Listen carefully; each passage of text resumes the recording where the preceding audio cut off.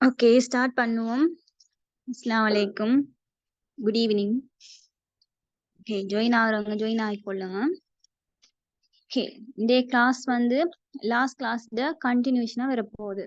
என்ன last class வந்து நாம என்டிஹிஸ்டமின்ஸ் அதுலேயும் மெயினாக வந்து H1 ரிசப்டர்ஸுக்குரிய என்டிஹிஸ்டமின்ஸ் தான் பார்த்தோம். என்ன ஓகே யார் சரி சொல்லுங்க பாப்போம், லாஸ்ட் கிளாஸ்ல பார்த்த விஷயங்கள் ஒரு சமரைஸ் மாதிரி என்ன விஷயங்கள் பார்த்தோம் அப்படின்னு சொல்லி.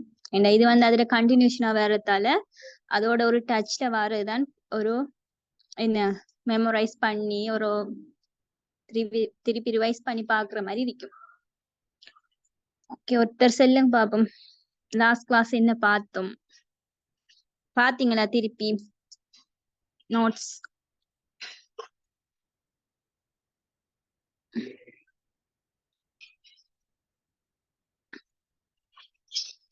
நார்மலா ஷோர்ட்டா சொல்லுங்க, எல்லாம் சொல்லணும் இல்ல. என்ன விஷயங்கள் பார்த்தோம் இப்ப ஹிஸ்டமின்ஸ்ல என்னென்ன டைப்ஸ் இருக்கு ஹிஸ்டமின் ரிசப்டர்ஸ்ல, அப்ப நாம என்ன மெயினா படிச்சோம் அப்படி அந்த சும்மா அந்த விஷயங்களை கொஞ்சம் நார்மலா ஷார்ட் அண்ட் ஸ்வீட்டா சொல்லுங்க, பிரச்சனை இல்லை. எல்லாம் ஃபுல்லா பிரீஃபா சொல்லணும் இல்ல.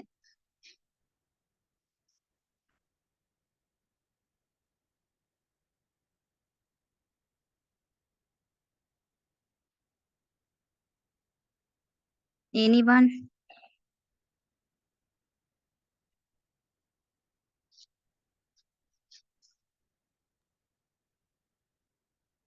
ஹிஸ்டமின் சொல்றது வந்து ஒரு கெமிக்கல் சப்ஸ்டான்சஸ் மைன்ஸ் சொல்றது, அது வந்து டிஷ்யூல ஸ்டோர் ஆயிக்கும். அது வந்து அலர்ஜிக் ரியாக்ஷன் தரும். அலர்ஜிக் ரியாக்ஷனை ப்ரொடியூஸ் பண்றதுல பங்கெடுக்கும். என்ன ஓகே சொல்லுங்க, கண்டினியூ பண்ணுங்க.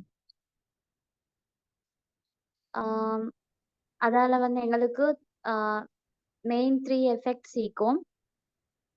அதுல வந்து ஒன்று வாசோடைலேஷன், ஓகே ரெண்டாவது ப்ராங்கோ கான்ஸ்ட்ரிக்ஷன், இன்னொன்று லோக்கட் எஃபெக்ட்ஸ். அப்புறம் ஆஸ்மா பத்தி படிச்சோம், எப்படி ப்ரொடியூஸ் ஆகுது அப்படின்ற மாதிரி. என்ன அடுத்தது ஆன்டிஹிஸ்டமின் சொல்றது என்ன?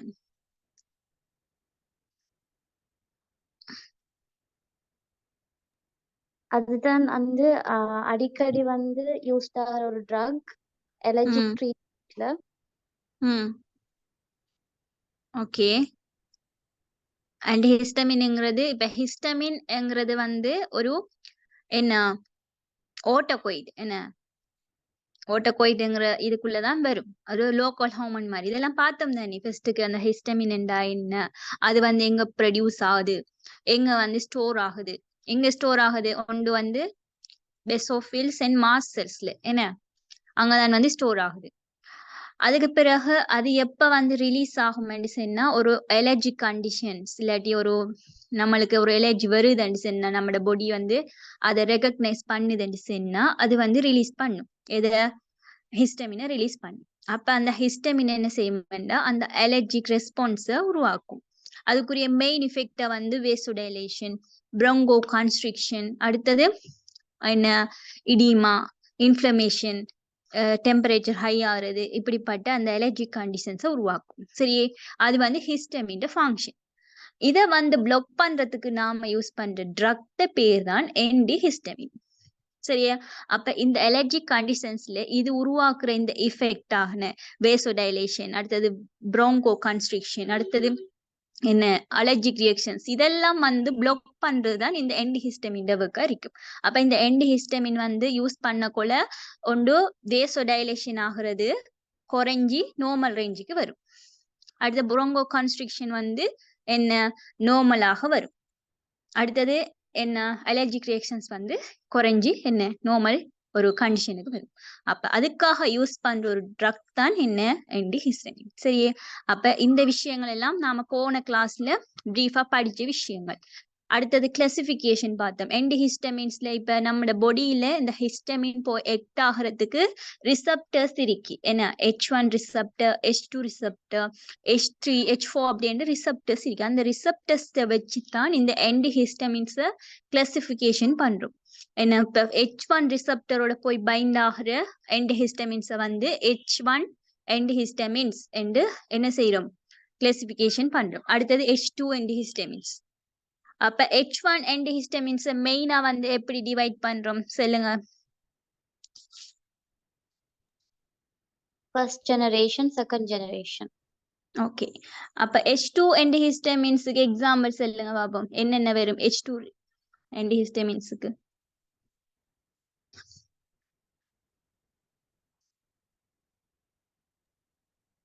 ஃபர்மாட்டிடின், நிசாட்டிடின். வேற? சிமாட்டிடின். ஓகே, அந்த பெப்டிக் அல்சர் டிசீஸ வந்து கியூர் பண்ற என்ன அதுல யூஸ் பண்ற ட்ரக்ஸ் எல்லாம் இந்த H ரிசப்டர் ஆன்டிஹிஸ்டமின்ஸா வரும். என்ன அப்ப அது வந்து நாம பெப்டிக் அல்சர் டிசீஸ்லயே படிச்சிடும். ஆனா இங்க நான் படிக்க போறது H1 ஆன்டிஹிஸ்டமின்ஸ். என்ன மெயினா படிச்சது நாம first generation and second generation drugs. அப்ப ஃபர்ஸ்ட் ஜெனரேஷன்ல இந்த ஆன்டிஹிஸ்டமின்ஸ வந்து ஒரு யூஸ் பண்ணி என்ன செஞ்சாங்க, இந்த அலர்ஜி கண்டிஷன்ஸை அவங்க கியூர் பண்ணினாங்க. அந்த டைம்ல வந்து அது வந்து சில ரீசன்ஸால என்ன செகண்ட் ஜெனரேஷனுக்கு போனாங்க. என்னென்ன ரீசன்ஸ் அதுல ஒரு ட்ரோபேக்கா இருந்துச்சு சொல்லுங்க.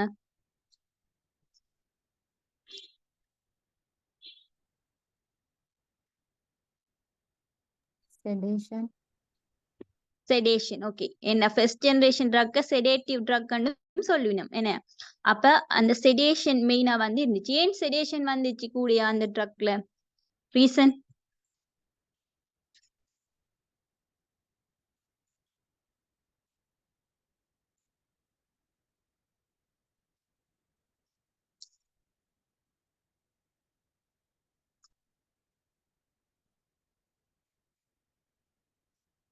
செல்லம் தானே. நான் இதற்குரிய ரீசன்ஸ் எல்லாம் சொல்லி படிச்சோம் தானே. எனிவன்? ஏன் ஃபர்ஸ்ட் ஜெனரேஷன் ட்ரக்ல வந்து செடேஷன் கூடியா இருந்துச்சு? அது ஒரு ட்ரோபேக்ங்கிறதுனால தான் செகண்ட் ஜெனரேஷனுக்கு போனோம். அப்ப ஏன் ஃபர்ஸ்ட் ஜெனரேஷன் ட்ரக்ல செடேஷன் கூடியா இருந்துச்சு? என்ன ரீசனா இருந்துச்சு?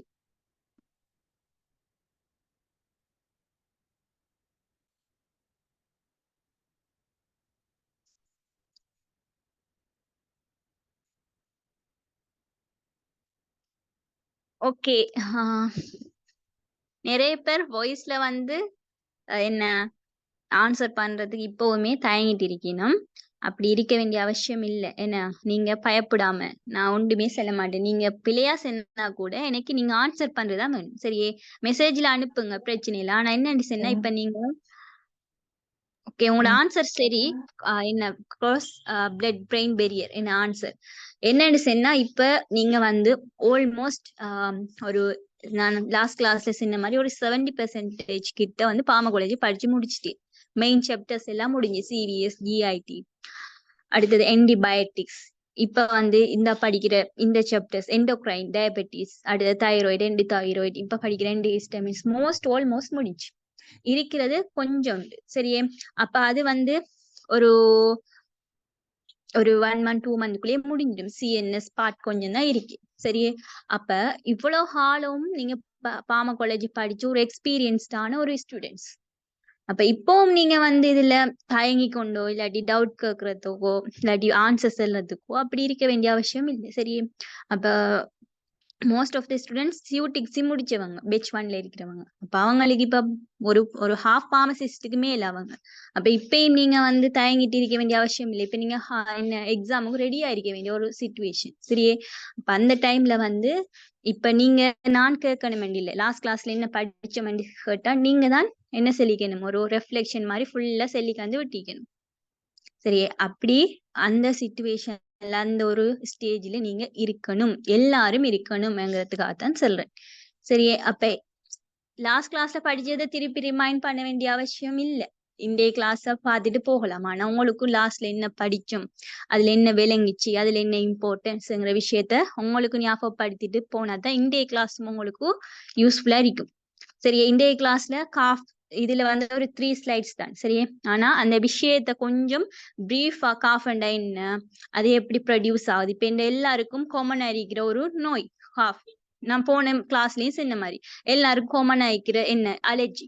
அப்ப அந்த விஷயங்கள் நீங்க வந்து கொஞ்சம் என்ன டீப்பா ஒரு நார்மல் நாலேஜுக்காகச்சும் டீப்பா வந்து தெரிஞ்சிருக்கணும் இல்லையா? அப்ப அதுக்காகத்தான் சொல்றது, இந்த விஷயங்களை கொஞ்சம் திருப்பி படியுங்க. சரி, எக்ஸாமுக்கு கட்டாயம் வரும், அதோட கூட நாலேஜுக்கும் வேணும். ஏன்னா பார்மசிஸ்ட்னா ஒரு காமன் கோல்டு காஃப் அலர்ஜிக்கு ஒரு ட்ரக் கொடுக்க தெரியாட்டி என்ன பார்மசிஸ்ட் கேட்பாங்க பேஷன்ஸ். என்ன மத்த பெரிய பெரிய நோய்க்கு கொடுக்காட்டியும் பிரச்சனை இல்லை, இந்த நார்மல் கோஃப் காஃப் ஃபீவர் என்ன பாராசிட்டமால் எல்லாம் ஃபீவருக்கு கொடுக்குற விஷயம். இப்ப இந்த படிக்க போற காஃப் எல்லாம் நார்மல் எல்லாருக்கும் வர ஒரு சீசனல் டிசீஸ். அலர்ஜிக்குங்கிறது எல்லாருக்கும் வரும். அப்ப அலர்ஜிக்கு வந்தா நீங்க ஒரு பார்மசிஸ்ட் என்ன ட்ரக் கொடுப்பீங்க, அதை நீங்க தான் என்ன செய்யணும், சஜஸ்ட் பண்ணணும். அதுக்குரிய பார்மகாலஜி உங்களுக்கு தெரியணும். அதுக்காக தான் சொல்றேன். சரி, அப்ப லாஸ்ட் கிளாஸ்ல படிச்ச விஷயம் என்ன, ஆன்டிஹிஸ்டமின்ஸ். அதை வந்து H1 ரிசெப்டர் ஆன்டிஹிஸ்டமின்ஸ் தான் மெயினா படிக்கிறது, அலர்ஜிக்குரிய ட்ரக். அதுல வந்து ஃபர்ஸ்ட் ஜெனரேஷன் செடேட்டிவ் ட்ரக். ஏன் அது செடேட்டிவா கூடியா? ஓகே, நான் ஒரு ஸ்லைடை வச்சு நான் ஒரு ரிவிஷன் மாதிரி வாரேன்.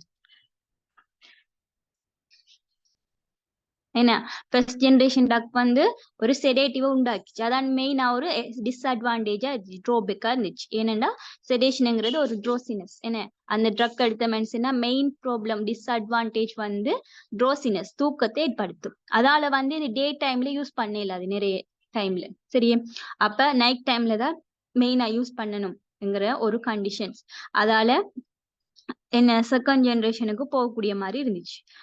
அடுத்தது வந்து இதுல ஏன் வந்து செடேஷன் உண்டாக்குச்சுன்னா, இது வந்து ஒரு லிப்பிட் சொலிபிள் ட்ரக். நிறைய இது வந்து லிப்பிட் சொலிபிளா இருந்ததால இது வந்து பிளட் பிரெயின் பெரியரை வந்து கிராஸ் பண்ணிச்சு. நம்மளோட சிஎன்எஸ்ல இருக்கிற பிரெயினில் இருக்கிற அந்த பெரியர் மாதிரி இருக்கிற பிளட்டால் ஆகிக்கிற பெரியர். இது நிறைய டைம் நானே சொல்லியிருக்கேன். பிபிபி என்று வந்தா உங்களுக்கு தெரியணும். இதுக்கு மேல நீங்க தெரியாம இருக்கிற அவசியம் இல்லை, நிறைய இடத்த படிச்சிருப்பீங்க. சோ அந்த பிளட் பிரெயின் பெரியரை வந்து கிராஸ் பண்றதாலதான் சிஎன்எஸ் போய் சப்ரஸ் பண்ணும். அதால ஒரு கான்சியஸ்னஸ் இல்லாமி ஒரு ட்ரோசினஸ் செடேஷன் வந்து உருவாகும். சரி, அடுத்தது வந்து அடுத்த விஷயம் என்னண்டா, இதுல ஒரு ட்ரோபேக்கா அது வந்து கொலினெர்ஜிக் ரிசெப்டர்ஸை வந்து பிளாக் பண்ணிச்சு. அப்ப என்டிகொலினெர்ஜிக் சைடு எஃபெக்ட்ஸ் எல்லாம் இதுல கூடிய வந்துச்சு. ட்ரை மவுத், பிளர்ட் விஷன், கான்ஸ்டிபேஷன், இதெல்லாம் வந்து இதுல வந்து என்டிகொலினெர்ஜிக் சைடு எஃபெக்ட்ஸ் இருந்ததால இதுவும் என்ன ஒரு ட்ரோபேக்கா இருந்ததால இவங்க செகண்ட் ஜெனரேஷன் ட்ரக்கு போனாங்க.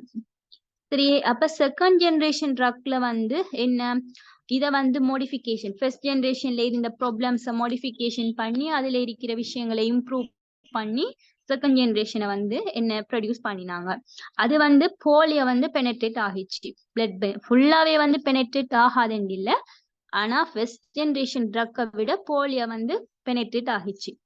அதால மெயின் அட்வான்டேஜ் வந்து செடேஷன் குறைஞ்சிச்சு. சரியே.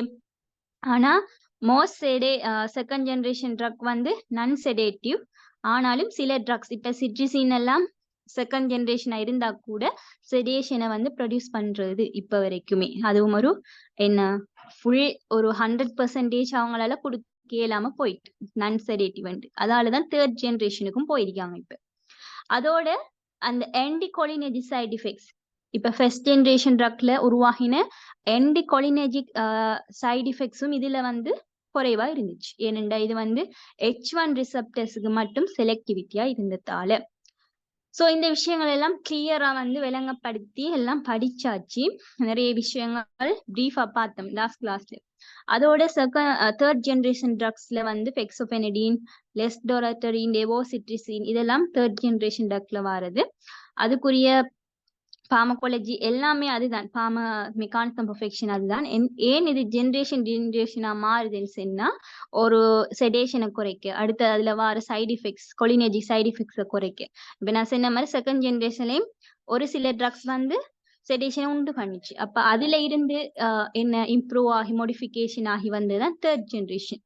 இப்ப லாஸ்ட் செகண்ட் ஜெனரேஷன்ல சிட்ரிசினை உருவாக்கினாங்க, தேர்ட் ஜெனரேஷன்ல லெவோசிட்ரிசின். சரி. அப்ப செகண்ட் ஜெனரேஷன்ல லோரட்டடின், இதுல வந்து டெஸ்டோரட்டடின். அப்ப ஜெனரேஷனை இம்ப்ரூவ் பண்ணி மோடிஃபிகேட் பண்ணி போறாங்க. என்ன இந்த சைடு எஃபெக்ட் அண்ட் செடேஷனை வந்து குறைச்சு கொள்வதற்காக வேண்டி.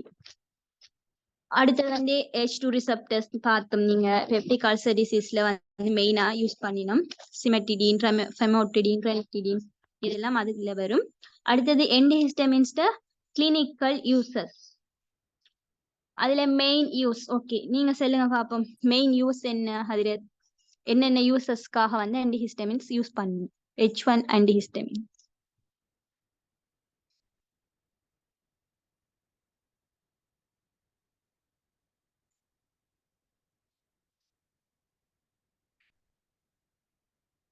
ஆன்சர் பண்ணுங்க. விலங்கலையா இல்லாட்டி படிச்சது ஓகே இல்லையா, கிளியர் இல்லையா? ஆன்சர் இல்லாட்டி நான் என்ன நினைக்கிறேன்.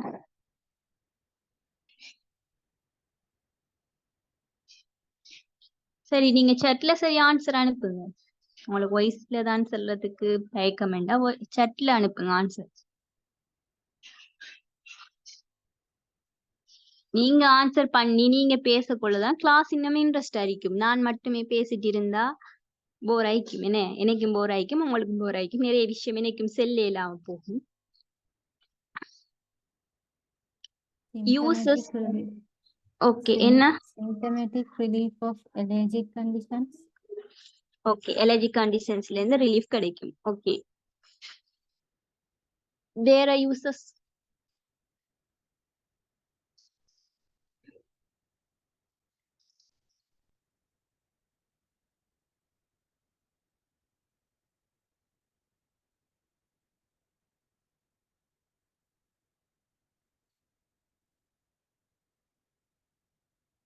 ஓகே, அலர்ஜி கண்டிஷன்ஸ்ல என்ன? அலர்ஜிக் ரினிட்டிஸ், கன்ஜக்டிவிட்டிஸ் என்ன?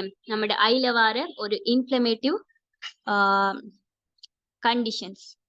அடுத்த ப்ரோங்கோ கன்ஸ்ட்ரிக்ஷன், ஊட்ரிகேரியா இதெல்லாம் வந்து என்ன? Allergic conditions symptoms. அடுத்தது ஆன்டிஎமெட்டிக்ஸா வந்து யூஸ் ஆகும். என்ன இதுவும் சொன்னேன். வாமிட்டிங் சிம்டம்ஸ்ல போய் எஃபெக்ட் ஆகிறதால ஆன்டிஎமெட்டிக்கா யூஸ் பண்ணிலும். எக்ஸாம்பிள் வந்து ப்ரோமெத்தசின். அடுத்தது வெர்டிகோ யூஸ் பண்ணுவோம் தலை சுற்றுறதுக்கு, அதுக்கு பீட்டா ஹிஸ்டிடின், ப்ரோக்ளோபெரசின் அந்த ட்ரக்ஸ் எல்லாம் வெர்டிகோல யூஸ் பண்றது. அடுத்தது என்ன பேஷண்ட்ஸ் அட்வைஸ் சொல்லுங்க பாப்போம். என்ன பேஷண்ட்ஸ் அட்வைஸ் மெயினா வந்து ஆன்டிஹிஸ்டமின்ஸுக்கு நாம கொடுப்போம்?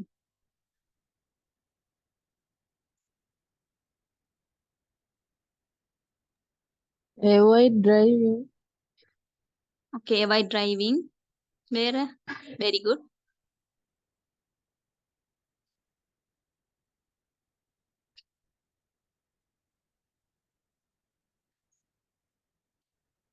அடுத்தது இப்ப மெஷினரிஸ் ஆப்ரேட் பண்ணினா அதுல வந்து அலர்ட் அறிக்கணும் செல்லுவோம். அடுத்தது ஆல்கஹால்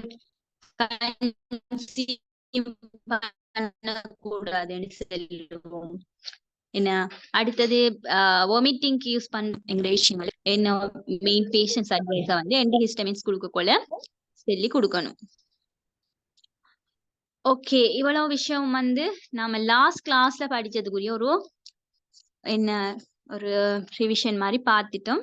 உங்களுக்கும் கிளியரா இருக்கும் நினைக்கிறேன். எதுவும் கிளியர் இல்லாட்டி அவடுத்து சொல்லி கிளியர் பண்ணிக்கோங்க, இல்லாட்டி பிரைவேட்டா மெசேஜ் சரி பண்ணி கிளியர் பண்ணிக்கோங்க.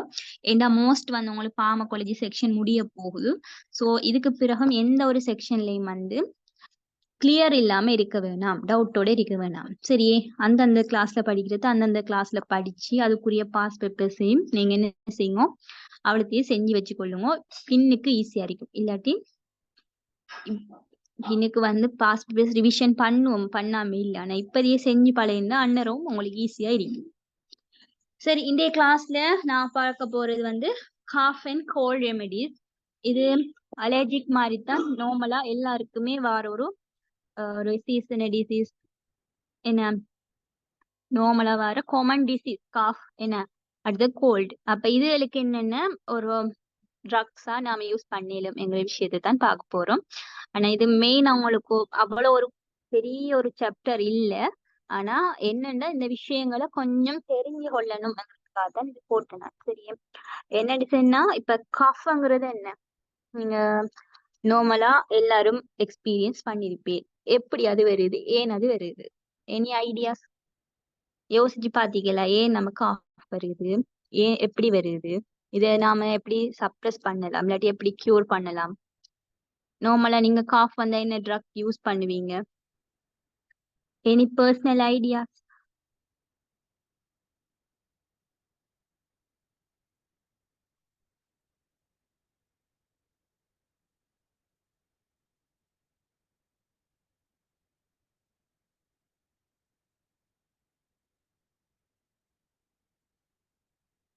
ஓகே, காஃப்ங்கிறது என்னன்னு சொன்னா இப்போ அது ஒரு ப்ரொடெக்டிவ் ரெஃப்ளெக்ஸ் சொல்லுவோம். சரியா, இப்ப என்னன்னு சொன்னா இப்ப நம்மட அலர்ஜிக்கு எப்படி வருது, நம்மட பொடிக்குள்ள வந்து ஒரு என்ன இன்ஃபெக்ஷன் இல்லாட்டி ஒரு மைக்ரோ ஆர்கானிசம்ஸ் இல்லாட்டி அலர்ஜி கண்டிஷன்ஸ் அப்படி ஏதோ வரக்குள்ளதான் அலர்ஜிக்கு வந்து உருவாகுது. சரியே, அதே மாதிரி நம்மட பொடியில ஏதோ ஒரு மைக்ரோ ஆர்கானிசம்ஸ் இல்லாட்டி ஏதோ ஒரு அன்வான்ட் சப்ஸ்டன்ஸ் இல்லாட்டி டாக்ஸிக் சப்ஸ்டன்ஸ் இப்படி எல்லாம் நம்மட ரெஸ்பிரேட்டரிக்குள்ள பொடியில வரக்குள்ள என்ன செய்யும் சொன்னா அதை வந்து நம்மட பொடியை வந்து என்ன ஓட்டோவா வந்து என்ன செய்யும்னா என்ன எக்ஸ்பெல் பண்ணும், வெளியேற்ற பார்க்கும். சரியே, அப்ப அந்த கண்டிஷன்ஸ்ல வார ஒரு இப்ப காஃப்ங்கிறது ஒரு டிசீஸ் என்று கூட செல்ல இயலாது. அது வந்து நம்மளுக்கு ஒரு அன்கம்ஃபர்டபுளா இருக்கிறதாலதான் அதை கியூர் பண்றதுக்கு நாம சில ட்ரக்ஸை யூஸ் பண்றோம். ஆனா அது ஒரு ப்ரொடெக்டிவ் ரெஃப்ளெக்ஸ், நம்மளோட உடம்புல இருந்து நம்ம இன்ஃபெக்ஷன் மைக்ரோ ஆர்கானிசம்ஸ் காப்பாத்துறதுக்கு உடம்புல போய் அது வந்து என்ன செய்யாம அட்டாக் பண்ணாம நம்மளோட பொடிய என்ன அட்டாக் பண்ணாம நம்மளோட பொடியே என்ன செய்யுது, அதை ப்ரொடெக்ட் பண்ணுது. அதுக்குரிய ஒரு மெக்கானிசம், ஒரு ரெஃப்ளெக்ஷன் தான் நம்மளோட இந்த காஃப் சொல்றது. சரியா, அப்ப அந்த காஃப்ங்கிற ஒரு டிசீஸ் இல்ல. ஏன் அதை நாம கியூர் பண்ணணும்னு பார்த்தா இப்ப நம்மளோட பொடியில மைக்ரோ ஆர்கானிசம்ஸ் வருது. சரி, இப்ப நாம சுவாசிக்கும், இந்த சுவாசத்துல சம்டைம்ஸ் ஏர்ல வந்து டஸ்ட் இல்லாட்டி மிஸ்ட் அப்படி ஏதோ டாக்ஸிக் சப்ஸ்டன்ஸ் இல்லாட்டி அன்வான்ட் சப்ஸ்டன்ஸ் இருந்தா அதை வந்து நாம சுவாசிச்சிட்டோம், நம்மளோட உடம்புல அது போய் இல்லாட்டி மைக்ரோ ஆர்கானிசம்ஸ் வருது நம்மளோட பிரீத்திங் யாரோட. சரி, அது போய் என்ன செய்யும், நம்மளோட உடம்புல ஒரு இன்ஃபெக்ஷனை ஏற்படுத்தும். அப்ப அந்த கண்டிஷன்ஸ்ல என்ன செய்யும்னா அந்த மைக்ரோ ஆர்கானிசம்ஸ் இல்லாட்டி அந்த அன்வான்ட் சப்ஸ்டன்ஸ் வந்து நம்மளோட ரெஸ்பிரேட்டரில இருக்கிற மியூகோசா டிஷ்யூஸ், மியூகோசா செல்ஸ் வந்து என்ன செய்யும்னா அந்த மியூக்கஸ் ஸ்பியூட்டம் சொல்ல அந்த மியூக்கஸை வந்து செக்ரீட் பண்ணி அதை வந்து என்ன செய்யும், கெச் பண்ணும் மைக்ரோ ஆர்கானிசம்ஸ். அப்ப அதை வந்து கெச் பண்ணிட்டு ஃபர்தரா வந்து உள்ளுக்கு போக அனுமதிக்காம என்ன செய்யும், காஃப் மூலமா அதை வந்து பொடியில இருந்து அகற்றத்துக்கு பார்க்கும், விலங்குதானே சில விஷயம் காஃப் எப்படி வருதுண்டு. அப்ப அந்த ஒரு மெக்கானிசம், அந்த ஒரு ப்ரொடெக்டிவான ஒரு ரெஃப்ளெக்ஷன் தான் காஃப் சொல்றது. சரி, அப்ப இது நம்ம பொடிக்கு நல்லமா கூடாதா காஃப்ங்கிறது? நல்ல நல்ல. ஏன் நம்மட பொடியே ஒரு நம்மளுக்கு ஒரு ப்ரொடெக்டிவா இருக்கேன்னு, பொடிக்குள்ள மைக்ரோ ஆர்கனிசம்ஸ் போகாம நம்மளோட பொடியே நம்மளை காப்பாத்துது. அது ஃபுல்லா அந்த மைக்ரோ ஆர்கனிசம்ஸ் இல்லாட்டி அன்வான்டட் சப்ஸ்டன்ஸ் நம்மளோட பொடியில இருந்து ஃபுல் ஆகன்றதுக்கு பிறகு காஃப் நின்றும். ஆனா இதெல்லாம் நடக்கிறதுக்கு கொஞ்சம் டைம் எடுக்கும். என்ன, நம்மளோட பொடியே நம்மளை காப்பாத்தும், ஆனா அதுக்கு கொஞ்சம் டைம் எடுக்கும். அவ்வளவு டைம் வரைக்கும் நம்மளுக்கு சில கண்டிஷன்ஸ்ல இப்ப சில முக்கியமான மீட்டிங்ஸ்ல இல்லாட்டி வேற எதுவும் கிளாஸஸ்ல இப்படி வேற எதுவும் முக்கியமான பிளேசஸ்ல இருக்க கூட என்னரும் இருமிட்டு இருக்கிறது அவ்வளவு ஒரு நல்ல மில்லைன்னு அன்ஈஸியா ஃபீல் ஆகும். அப்ப அந்த டைம்ஸ்ல நாம அதை கியூர் பண்ண பார்ப்போம். இல்லாட்டி சம்டைம்ஸ் காஃப் ஃபுல்லா வேர்ஸ் ஆகினா சம்டைம்ஸ் அதுவும் எந்த டைம்ல வேர்ஸ் ஆகும்னா நைட் டைம்ல தான் காஃப் வேர்ஸ் ஆகும். என்ன, அதிகமா காஃப் தூங்க இல்லாம இருக்கும் சம்டைம்ஸ். அப்ப அந்த டைம்ல அதை நாம கியூர் பண்ண பார்ப்போம் அந்த காஃப.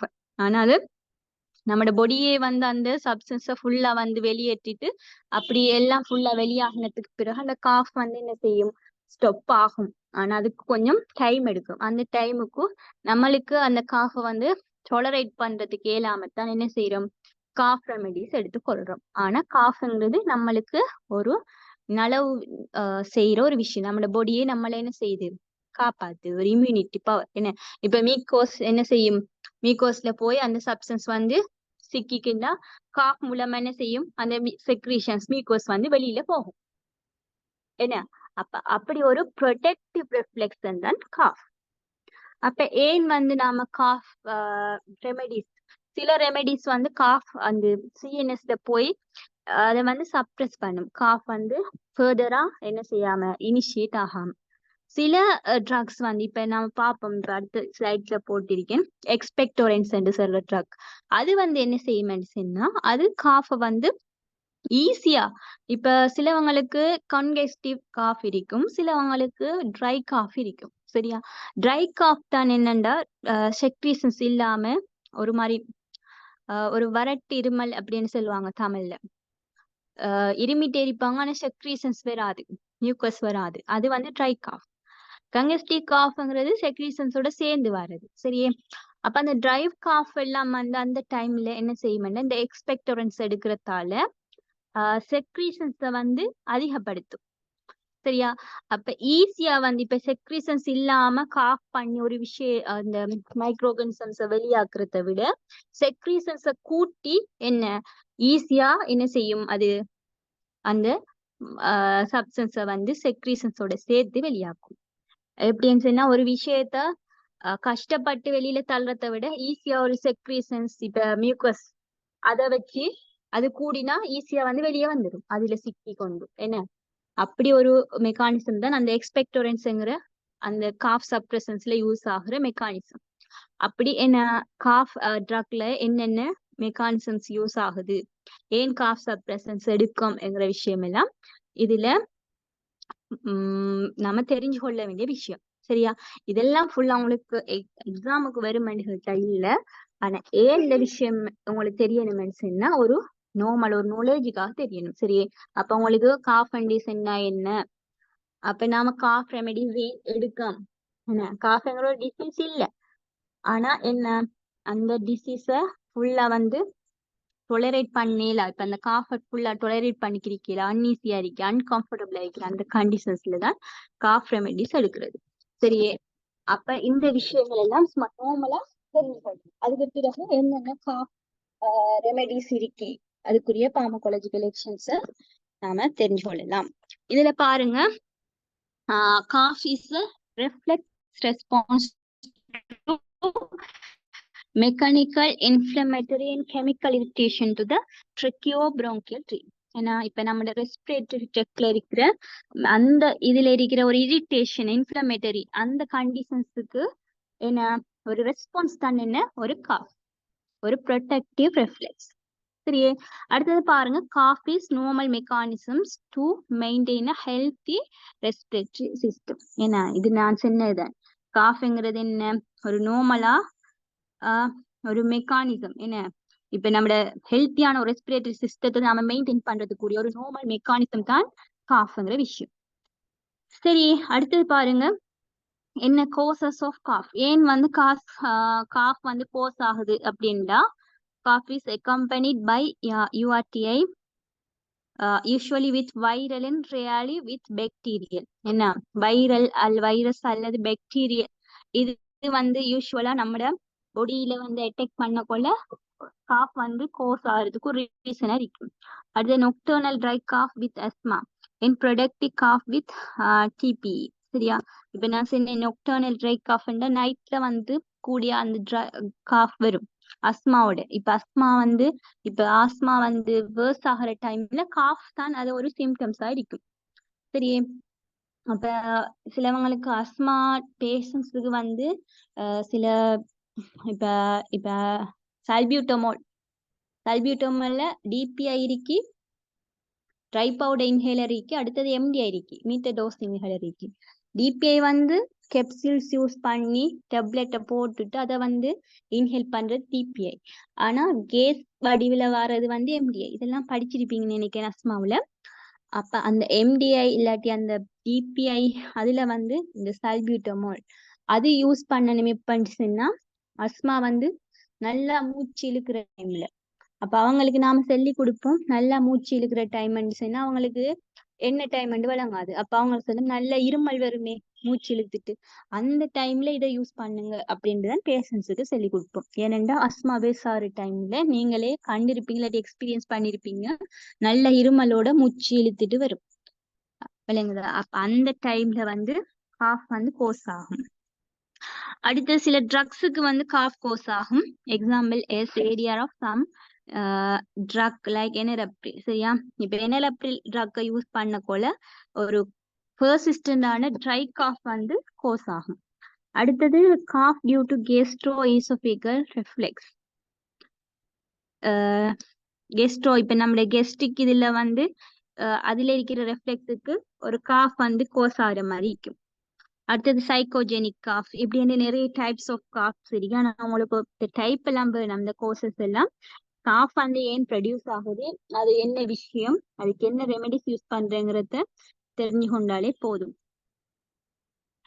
சரி, அடுத்து பார்ப்போம் மேனேஜ்மெண்ட் ஆஃப் காஃப். சரி, இப்ப காஃப் எப்படி வருது, ஏன் கியூர் பண்ணணுங்கிற விஷயம் எல்லாம் உங்களுக்கு விளங்கி இருக்கும். இப்ப நாம மேனேஜ்மெண்ட் பண்றத பத்தி பார்ப்போம். சரியே, ஓகே. இதுல என்னென்ன ரெமெடிஸ், என்னென்ன ட்ரக்ஸ் யூஸ் பண்ணுவோம் அப்படின்னா, most cough and cold remedies are combination of antitussives, antihistamine and expectorant and decongestant. சரியே, அப்ப காஃபோட சேர்த்து கோல்ட் ரெமெடிஸும் சேர்த்து தான் கொடுப்போம்.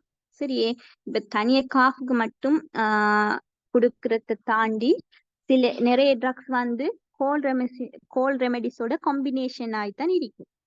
சரியா, அப்ப என்டிடசிவ்.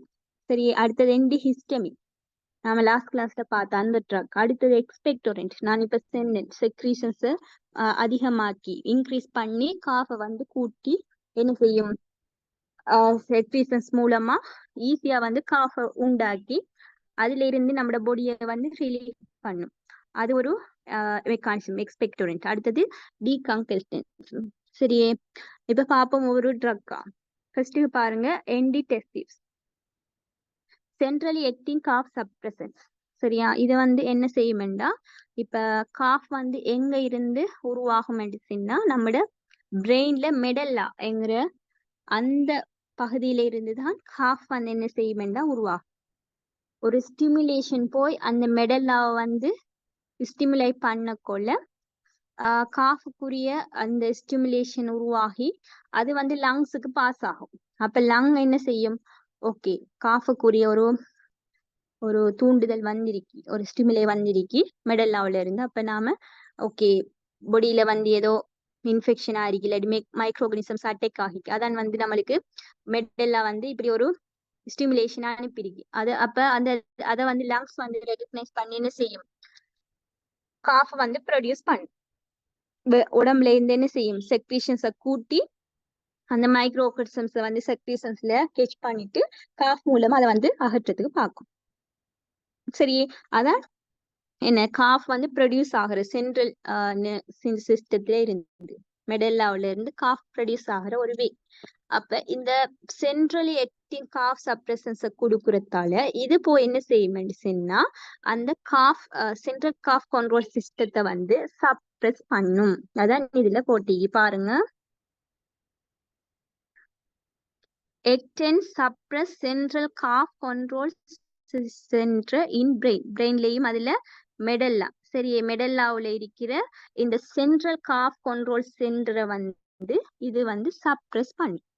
அப்ப அந்த மெடல்லா வந்து என்ன செய்யும், காஃபுக்குரிய ஸ்டிமுலேஷனை உருவாக்காம தடுத்து கொள்ளும், ப்ரிவென்ட் பண்ணும்.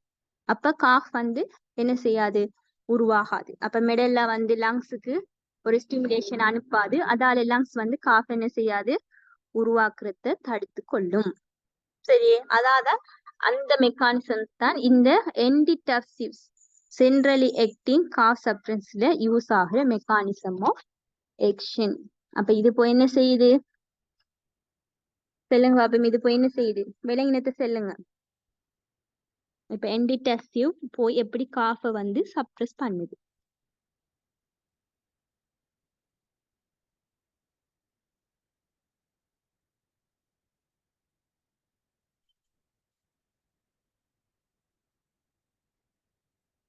என்னது விலங்கு இல்லையா? அப்ப ஆன்சர் பண்ணாட்டி அப்படித்தானே நினைச்சு கொள்ளணும். கிளியர் இல்லையா? விலங்கு இல்லையா? அதை ரிப்பீட் சொல்லலுமா? விலங்கல்ல. ஓகே, அது என்ன செய்யுமெண்டா, இப்ப எப்படி காஃப் வந்து உருவாகுது நான் சொன்ன மாதிரி, இப்ப பொடியில ஒரு மைக்ரோ ஆர்கானிசம்ஸ் இல்லாட்டி ஒரு அன்வான்ட் திங்ஸ் வந்து பொடியில அட்டாக் பண்ணக்கொள்ள மெடல்லா வந்து அதை வந்து மெடல்லா சென்ட்ரல் நர்வஸ் சிஸ்டத்துல இருக்கிறது. சரி, அந்த மெடல்லா என்ன செய்யுமெண்டா அதை ரெகக்னைஸ் பண்ணி அந்த மெடல்லா ஒரு சிக்னலை வந்து லங்ஸுக்கு அனுப்பும். சரியா, அந்த லங்ஸ் வந்து அந்த ஸ்டிமுலேஷன் அந்த சிக்னலை வந்து என்ன ரெகக்னைஸ் பண்ணி அதை வந்து என்ன செய்யும், காஃபை வந்து உருவாக்கும். சரியா, இதான் வந்து காஃப் உருவாகிற ஒரு மெக்கானிசம் ஆஃப் ஆக்ஷன். அப்ப இந்த காஃப் சப்ரசன்ஸை கொடுத்தா என்ன செய்யுமெண்டா, இந்த சென்ட்ரலி பண்ற இந்த காஃப் சப்ரசன்ஸ் என்ன செய்யுமெண்டா இந்த மெடல்லாவில இருந்து அந்த சிக்னல் ஸ்டிமுலேஷன் உருவாகிறது என்ன செய்யுமெண்டா ப்ரிவென்ட் பண்ணும், தடுக்கும். அதால என்ன நடக்குது, அந்த மெடல்லாவில இருந்து சிக்னல் உருவாகாது, ஸ்டிமுலேஷன் உருவாகாது. அதால லங்ஸுக்கு வந்து அந்த ஸ்டிமுலேஷன் வராது. அதால அந்த லங்ஸ் வந்து ரெஸ்பிரேட்டரி ட்ராக்ட் வந்து என்ன செய்யாது, காஃப் மெக்கானிசம்ஸ் காஃபை வந்து உருவாக்காது. காஃப் ஏன் உருவாகுது, ஒரு மைக்ரோ ஆர்கானிசம்ஸ் அட்டாக் பண்ண போல நம்மளோட மியூக்கஸ் சிக்ரீஷன்ஸ் எல்லாம் கூடி அந்த சிக்ரீஷன்ஸ்ல அந்த மைக்ரோ ஆர்கானிசம்ஸை வந்து என்ன செய்யும், கேட்ச் பண்ணி அதை நம்ம பாடி வந்து வெளியேற்றுது. சரி, அது எப்படி வெளியேற்றுதுன்னா இந்த விஷயம் தான். மெடல்லாவுல போய் என்ன அந்த சிக்னல் வந்துதான் லங்ஸுக்கு வந்து அதுக்கு பிறகுதான் இந்த காஃப் வந்து உருவாகுது. அப்ப இந்த காஃப் உருவாகிறத தடுக்கணும்டா அந்த சென்ட்ரல் சிஸ்டத்துல இருக்கிற சென்ட்ரல் நர்வஸ் சிஸ்டத்துல இருக்கிற அந்த மெடல்லாவுல காஃப் உருவாகுற அந்த சிக்னலை வந்து என்ன செய்யணும், ப்ரிவென்ட் பண்ணணும். அந்த அந்த ஒரு விஷயத்தை தான் இந்த என்டிடர்சிவ்ஸ் சென்ட்ரலி ஆக்டிங் காஃப் சப்ரசன்ஸ் என்கிற இந்த ட்ரக் வந்து செய்யுது. அது என்ன செய்யுது, central cough control centre in பிரெயின்ல இருக்கிற அதுவும் மெடல்லாவுல இருக்கிற இந்த காஃப் கண்ட்ரோல் பண்ற அந்த சென்டரை போய் என்ன செய்யும்டா சப்ரஸ் பண்ணும். அதால என்ன நடக்குது, அந்த மெடல்லாவுல இருந்து ஃபர்தரா எந்த ஒரு ஸ்டிமுலேஷனும் லங்ஸுக்கு போகாது. அதால என்ன நடக்கும், லங்ஸ் வந்து காஃபை ப்ரொடியூஸ் பண்றதை ஸ்டாப் பண்ணும். இதுதான் என்ன இந்த என்டிடர்சிவ் என்கிற இந்த காஃப் மெடிசின்ஸ் எடுக்கிறதால நடக்கிற விஷயம். இதால காஃப் வந்து என்ன நம்மளுக்கு குறைஞ்சு போகுது. ஓகே, இப்ப கிளியரா? கிளியர். ஓகே, அடுத்தது பார்ப்போம். இதுல என்னென்ன ட்ரக்ஸ் யூஸ் பண்றாங்கடா, கொடைன். சரி, இன்றைக்கு நாம அடுத்த எனர்ஜெசிக்ஸ்ல பார்க்க போற ட்ரக் தான் கொடைன், ஸ்ட்ராங் எனர்ஜெசிக்ஸ். சரி, அடுத்து அந்த கொடைன் வந்து இப்ப ரெப்ரெஷன் ரெஸ்பிரேட்டரை வந்து டிப்ரெஷன் பண்ணும். சரி, அப்ப அது இப்ப அதாலதான் இது வந்து காஃப் சப்ஸ்டன்ஸ் அங்கேயும் வந்து இந்த விஷயம் படிப்போம் நாம் இன்னைக்கு. அப்ப இன்னைக்கு படிக்கத்தான் வந்தேன் நான். ஒரு இன்ட்ரோடக்ஷன் அதுவும் நான் இன்னைக்கு செய்யணும். இந்த இதுலயே ஃபுல் டைம் போயிட்டு நினைக்கிறேன். ஓகே, இதை முடிச்சுட்டு நாம என்எல்ஜெசிக் ஸ்டார்ட் பண்ணுவோம். அப்ப அங்கேயும் நாம இந்த கொடையினை பத்தி படிப்போம். சரியே, அப்ப கொடையின் என்ன செய்யுமெண்டா ஒரு ஓபிஏ டெரிவேட்டிவ் ட்ரக் கொடையினுங்கிறது. சரியே, அது என்ன செய்யுமெண்டா இப்ப டிரெக்டா போய் காஃப் சென்டரை நான் சொன்ன மாதிரி சப்ரஸ் பண்ணும். அதால என்ன செய்யுமெண்டா இந்த காஃப் ப்ரொடியூஸ் ஆகுறது ஃபர்தரா ஸ்டாப் ஆகும். அதோட having potential abuse and dependence. அப்ப சில ட்ரக்ஸ் இப்ப ஓபியட் ட்ரக்ஸ் இன்றைக்கு படிக்கிற இந்த கிளாஸ்ல நம்ம ஸ்ட்ராங் எனர்ஜெட்டிக்ஸ்ல படிப்போம் ஓபியட் ட்ரக்ஸ். அந்த ஓபியட் ட்ரக்ஸ் வந்து டிபெண்டன்ஸை உருவாக்கும். அந்த ட்ரக் எடுத்தா திருப்பியும் எடுக்கணும் போல இருக்கும். அப்படியே டிபெண்ட் ஆகிரும் அந்த ட்ரக்கு. அப்படி ஒரு இது உண்டு அந்த ட்ரக் இருக்கு டிபெண்ட் ஆகிறது. சரி, அடுத்தது என்ன ட்ரக்ன்னு சொன்னா என்டிடெஃப்க்கு எக்ஸாம்பிள் டெக்ஸ்ட்ரோமெத்தோஃபோன். சரியே, இதுல போட்டி பாருங்க, கொடைன் அண்ட் டெக்ஸ்ட்ரோமெத்தோஃபோன் ரெண்டுமே வந்து என்டிடெஸ்டிவா வந்து யூஸ் பண்ற ட்ரக்ஸ். அப்ப உங்களுக்கு மெயினா இதுல இந்த என்டிடெஸ்டிவ்ஸ், அடுத்தது இந்த என்டிஹிஸ்டமின்ஸ் நாம போன கிளாஸ்ல படிச்சோம். என்டிஹிஸ்டமின்ஸ் இப்ப உங்களுக்கு என்டிடெஸ்டிவ் மெக்கானிசம் ஆஃப் ஆக்ஷன், அடுத்தது அதுக்குரிய எக்ஸாம்பிள்ஸ் ரெண்டுமே விளங்கி இருக்கும். ஏன்னா அது கிளியரா இருக்கும். அடுத்தது பார்ப்போம் என்டிஹிஸ்டமின்ஸ். சரியா, இப்ப என்டிஹிஸ்டமின்ஸ்ல என்ன வருமெண்டா நாம லாஸ்ட் கிளாஸ்ல படிச்சது H1 ரிசெப்டர் எண்டகோனிஸ்ட். சரியா, அது என்ன செய்யும் ஒரு என்டி அலர்ஜிக்காவும் அடுத்தது என்டி செக்ரிட்டரியாகவும் ஒர்க் ஆகும். சரியா, அப்ப அதுக்கு என்னென்ன யூஸ் பண்ணுவோம்டா டைஃபின்ஹைட்ரமின் அண்ட் குளோர்பினரமின். குளோர்பினரமின்ங்கிறது என்ன ட்ரக்?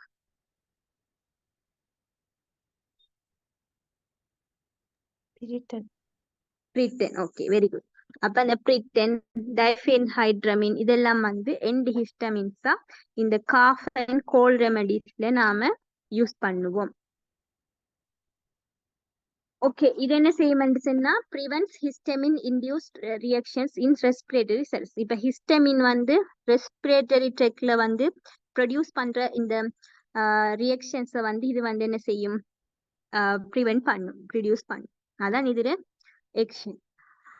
அடுத்த ட்ரக் வந்து டிகாங்கெஸ்டன்ஸ். சரியே, இது வந்து என்ன செய்யும்டா ஆல்பா-1 ரிசெப்டர் அகோனிஸ்ட். இது வந்து ரெஸ்பிரேட்டரி ட்ரெக்ல இருக்கிற மீக்கோசா வந்து உருவாக்குறதுக்கு நாம கொடுப்போம்.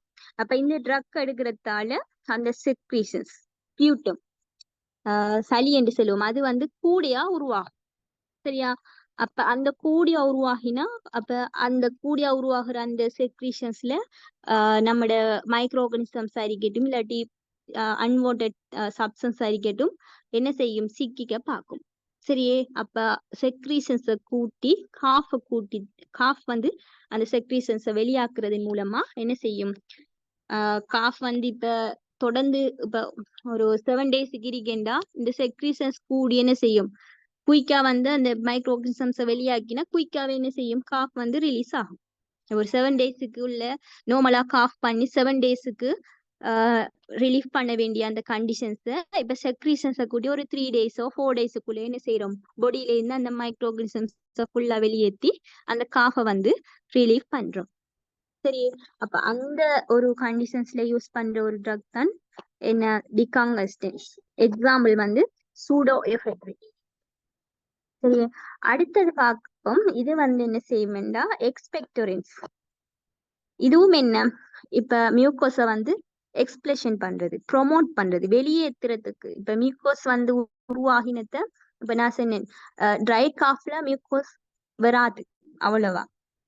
சரி, அப்ப அந்த டைம்ல இந்த எக்ஸ்பெக்டரன்ஸை யூஸ் பண்ணி என்ன செய்யறோம் மியூக்கோஸ் செக்ரீஷன்ஸை கூட்டுறோம், சுரக்கிறது கூட்டி என்ன செய்யறோம் ஈஸியா வந்து அந்த காஃபை ஈஸியாக்கி அதுல இருந்து என்ன மைக்ரோஆர்கானிசம்ஸை வெளியாக்கி அதுல இருந்து காஃபை வந்து ரிலீஃப் பண்றதுக்கு பார்க்கும்.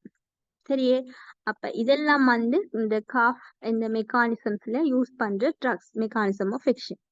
அப்ப அதுக்கு யூஸ் பண்ணுவோம் குவாஃபெனிசின் எக்ஸ்பெக்டரன்ஸ்ல. அதோட மிகோலைட்டிக்ஸ் என்று சொல்றது அது வந்து என்ன செய்யும்டா நம்மட ப்ராங்கியல் செக்ரீஷன்ஸை வந்து தின் பண்ணும். தின்னுண்டா இப்ப லூஸ் பண்ற மாதிரி. சரி, இப்ப திக் அறிய கூட அதை நாம வெளியேற்றுறது கஷ்டமா இருக்கும். அதை வந்து இன்னும் கொஞ்சம் தின் ஆக்குற. இப்ப நீங்க கேள்விப்பட்டிருப்பீங்களோ தெரியா, ஒரு மாதிரி தண்ணி ஆக்குற, சளியை தண்ணி ஆக்குற என்று அப்படி சொல்லுவாங்க சில ட்ரக்ஸ் எடுக்கக்குள்ள. அப்படி அதை தின்னாக்கினா என்ன ஈஸியா வந்து வெளியே வந்துடும். என்ன இப்ப அடைப்பாட்டுக்கு இருக்கிற அந்த மியூக்கஸ்ல இருக்கிற அந்த மைக்ரோ ஆர்கானிசம்ஸ் எவ்வளவு ஈஸியா வந்து நாம வெளியேற்றுறோமோ அவ்வளவு குயிக்கா வந்து நம்மளோட கோல்ட் ஆகட்டும், நம்மளோட காஃப் ஆகட்டும் ரிலீஃப் ஆகிறதுக்கு சான்ஸ் ஆயிருக்கும். சரி, அந்த சந்தர்ப்பத்துல யூஸ் பண்ற ட்ரக்ஸ் தான் வந்து மியூகோலைட்டிக். என்ன செய்யப்படாது, நம்மளோட ப்ரோங்கியல் செக்ரீஷன்ஸை வந்து தின் பண்ணும். சரி, அதால என்ன குயிக்கா வந்து என்ன செய்யும், வெளியாக பார்க்கும். இதெல்லாம் அதுக்கு எக்ஸாம்பிள் வந்து ப்ரோமோக்சின். இதெல்லாம் வந்து நாம எக்ஸ்பீரியன்ஸ் பண்ணிருப்போம் நிறைய டைம்ல. சரி, அப்ப உங்களுக்கு இன்னும் ஈஸியா இந்த விஷயங்கள் செல்ல கொள்ள விளங்கிருக்கும் நினைக்கிறேன். நீங்களும் இந்த காஃப் கோல்ட் எல்லாம் எக்ஸ்பீரியன்ஸ் பண்ணிருப்பீர், இந்த மருந்து எல்லாம் யூஸ் பண்ணிருப்பீர். இப்ப இந்த மருந்து போய் என்ன செய்யுது என்கிற விஷயம் எல்லாம் இப்ப உங்களுக்கு தெரிஞ்சிருக்கும். சரி, கிளியர் தானே இந்த விஷயம் எல்லாம்?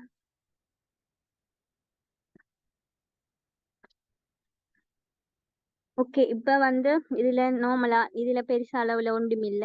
என்னண்டா இப்ப சில்ட்ரன்ஸுக்கு யூஸ் பண்ணக்குள்ள என்ன அதுல டோசஸ் நாம வந்து கொஞ்சம் கால்குலேட் பண்ணி கொடுக்கணும். என்ன பிரிஸ்கிரிப்ஷன் ஒன்லி மெடிசின்ஸ். இப்ப காஃப் கோல்ட் ரெமெடிஸ் எல்லாம் ஒன்லி பிரிஸ்கிரிப்ஷன் ஒன்லி மெடிசின்ஸா இருக்கும்.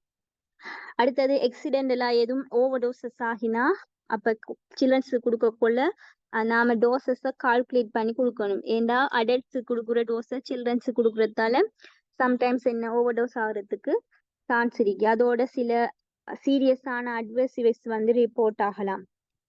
அடுத்தது எஃபிகசி வந்து என்ன ஒழுங்கான அளவுல கொடுக்காட்டு சில்ட்ரன்ஸுக்கு அது எஃபிகசி குறைவா இருக்கலாம். அதால அந்த நோய் குணமாகிறது லேட் ஆகலாம்.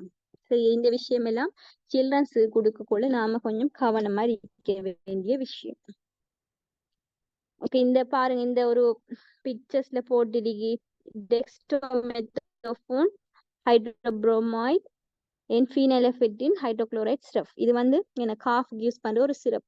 நிறைய மருந்து இப்ப காஃப் யூஸ் பண்ற மருந்து சிரப்ல தான் இருக்கும், நீங்க யூஸ் பண்ணிட்டு. இதுலயும் பாருங்க காஃப் சிரப் கொரெக்ஸ் என்டி எலர்ஜிக் என்டி டெசிவ்.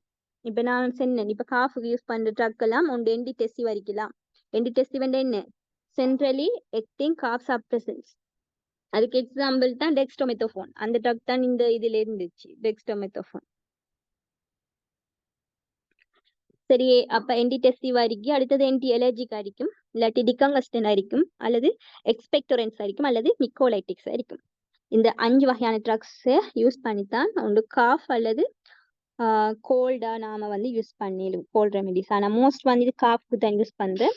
ஆன்டி ஹிஸ்டமின்ஸ் தான் கோல்டுக்கு யூஸ் பண்ணுவோம். பிரிட்டன், அடுத்தது சிட்ரிசின், இதெல்லாம் வந்து கோல்டுக்கு யூஸ் பண்றது. சரி, கோல்டு வந்தா அடுத்த காஃப் அதெல்லாம் சேர்ந்து வரும். என்ன ஃபீவர், கோல்டு, காஃப் எல்லாம் என்ன அப்படியே ஒரு காம்பினேஷனா வர ஒரு ட்ரக்ஸ். அப்ப இந்த எல்லா ட்ரக்ஸையும் சேர்த்து தான் காம்பினேஷன் ட்ரக்ஸா கொடுப்போம், தனியே கொடுக்கறது இல்லை. சரி, இந்த விஷயம் எல்லாம் உங்களுக்கு கிளியர் ஆயிக்கும் என்று நினைக்கிறேன். காஃப்ல வந்து பெரிசா அந்த அளவுக்கு பிரீஃபா உங்களுக்கு கேள்வி வராது.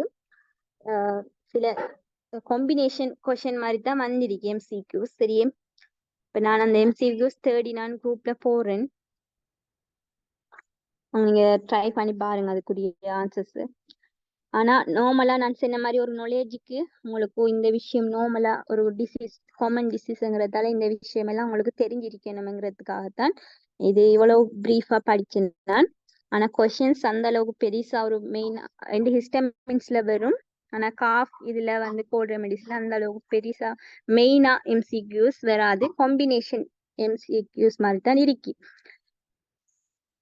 வேற ஒரு இப்ப ஒரு எம்சிக்யூ எடுத்தா ஒரு 5 ஸ்டெம்ல ஒரு ஸ்டெம் வந்து காஃப் ரெமெடிஸ் பத்தி இருக்கும். அப்படி அந்த காம்பினேஷன் மாதிரி தான் இருக்கு எம்சிக்யூஸ். அதோட நான் போடல, ஆனா ஆன்டி ஹிஸ்டமின்ஸ்ல மெயின் கொஸ்டினாவே வந்திருக்கு. அப்ப நான் அது இல்லாம உங்களுக்கு கலெக்ட் பண்ணி ஒரு எம்சிக்யூ கலெக்ஷன் மாதிரி போட்டு விடுறேன். அப்போ உங்களுக்கு anti histamines and cough cold remedies இதெல்லாம் வந்து ஓரளவுக்கு ஒரு நாலேஜ் கிடைச்சிருக்குன்னு நினைக்கிறேன். ஒரு பார்மசிஸ்ட் ஆகினா என்ன இதெல்லாம் உங்களுக்கு இந்த ட்ரக்ஸ் எல்லாம் பரவலா அடிக்கடி ஃப்ரீக்வெண்டா யூஸ் ஆகுற ட்ரக்ஸ். சிட்ரிசின், பிரிட்டன், பிரெட்னிசலோன், இதெல்லாம் நிறைய இப்போ ஓபிடியில போனீங்கன்னு சொன்னா இந்த ட்ரக்ஸ் தான் மோஸ்டா போயிட்டு இருக்கும். ஃபெமோட்டிடின், என்ன, ஓமிப்ரசோல், அடுத்த சிட்ரிசின், அடுத்தது நிறைய பேர் இப்போ ஓபிடிக்கு மருந்து எடுக்க வரவங்க எல்லாருமே நார்மல் ஃபீவர், கோல்டு, காஃபி இதுகளுக்கு தான் வருவாங்க. அப்ப அந்த டைம்ல உங்களுக்கு மோஸ்டா இந்த ட்ரக்ஸ் தான் போயிட்டு இருக்கும். அப்ப மோஸ்ட் காமன்லி யூஸ் ஆகிற ட்ரக்ஸ்ங்கிறதால இதை பத்தின விஷயம், இது எப்படி வருது, இந்த டிசீஸ் எப்படி வருது, இது எப்படி இந்த ட்ரக் வந்து கியூர் பண்ணுது, அப்ப அந்த விஷயம் எல்லாம் நீங்க நார்மலா தெரிஞ்சிருக்கணும். ஓகே, இதோட இந்த சாப்டர் முடியுது. நம்ம அடுத்த சாப்டரை வந்து ஸ்ட்ராங் அனல்ஜெசிக் ஸ்டார்ட் பண்ணுவோம். வெயிட் a minute, நான் ஸ்லைட் வந்து ஷேர் பண்றேன்.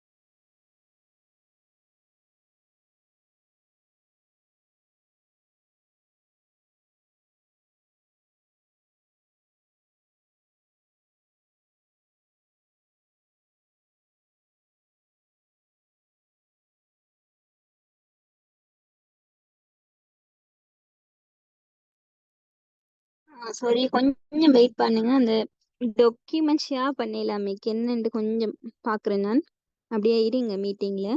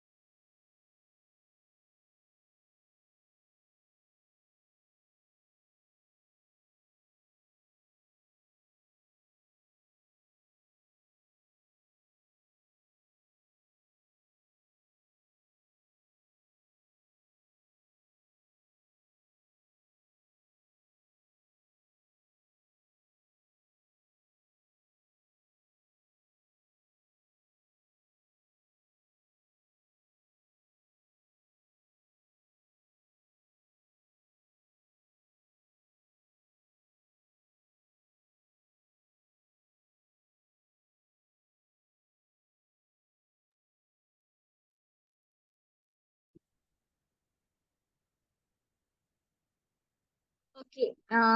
அடுத்த சாப்டர் வந்து ஸ்ட்ராங் அனல்ஜெசிக்ஸ். சரி, இப்ப இத வந்து அனல்ஜெசிக்ஸ் என்ன, அது வந்து ஏன் யூஸ் பண்றோம்ங்கிற விஷயத்த இப்ப நாம ஒரு இன்ட்ரோடக்ஷன் மாதிரி பார்த்துட்டு, மோர்ஃபின் அதுல மெயினா யூஸ் பண்ற ட்ரக் வந்து மோர்ஃபின். சரி, அப்ப அந்த ட்ரக்குரிய மெக்கானிசம் ஆஃப் ஆக்ஷன், அதுக்குரிய இண்டிகேஷன்ஸ் இதெல்லாம் டே கிளாஸ்ல நாம பார்ப்போம். அதுல கண்டினியூஷனா நாளைக்கு வந்து என்ன, இப்ப உங்களுக்கு பார்க்கக்குள்ளேயே படிக்கக்குள்ளேயே தெரிஞ்சிருக்கும், கிளாசிபிகேஷன் பண்ணுவோம் இப்ப ஸ்ட்ராங் அனாலிசிஸ்க்கு. சரி, அப்ப கிளாசிபிகேஷன் பண்ணக்குள்ள உங்களுக்கு இப்ப மெயினா வந்து மோர்பின் கொடைன் தான் நேச்சுரலா வரும். அடுத்த செமி சிந்தட்டிக் அது வந்து நாளைக்கு அடுத்த கிளாஸ்ல நாளைக்கு கிளாஸ்ல அது கண்டினியூஷனா படிப்போம். சரி, அப்ப இன்னைக்கு மெயினா நான் உங்களுக்கு இந்த இன்ட்ரோடக்ஷன் பார்ட். சரி, இப்ப எனர்ஜெசிக்ங்கிறது என்ன மெயினா ஃபர்ஸ்ட்டுக்கு சொல்லுங்க பார்ப்போம். எனர்ஜெசிக் என்ன படிச்சிருப்பீங்க நீங்க. What is எனர்ஜெசிக்?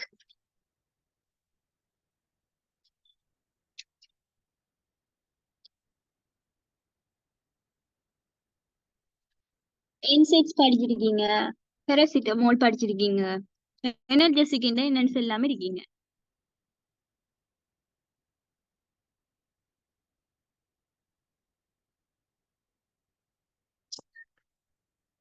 எல்லாம் படிச்சு முடிஞ்சு இப்ப நான் சொன்ன மாதிரி பாமா போல என்ன பெயின் ரிடியூஸ் பெயின் ரிடியூஸ் என்ன, நாம நம்மட மொழி வழக்குல பெயின் கில்லர் ரெண்டு சொல்லி பழகின விஷயம் என்ன, அப்படி எல்லாம் சொல்லக்கூடாது. ஒரு ஒரு ப்ராப்பரான டேர்ம் இல்ல எனர்ஜி. இப்ப பெயின் கில்லர்ங்கிறது பெயின் ரிடியூசர் என்ன.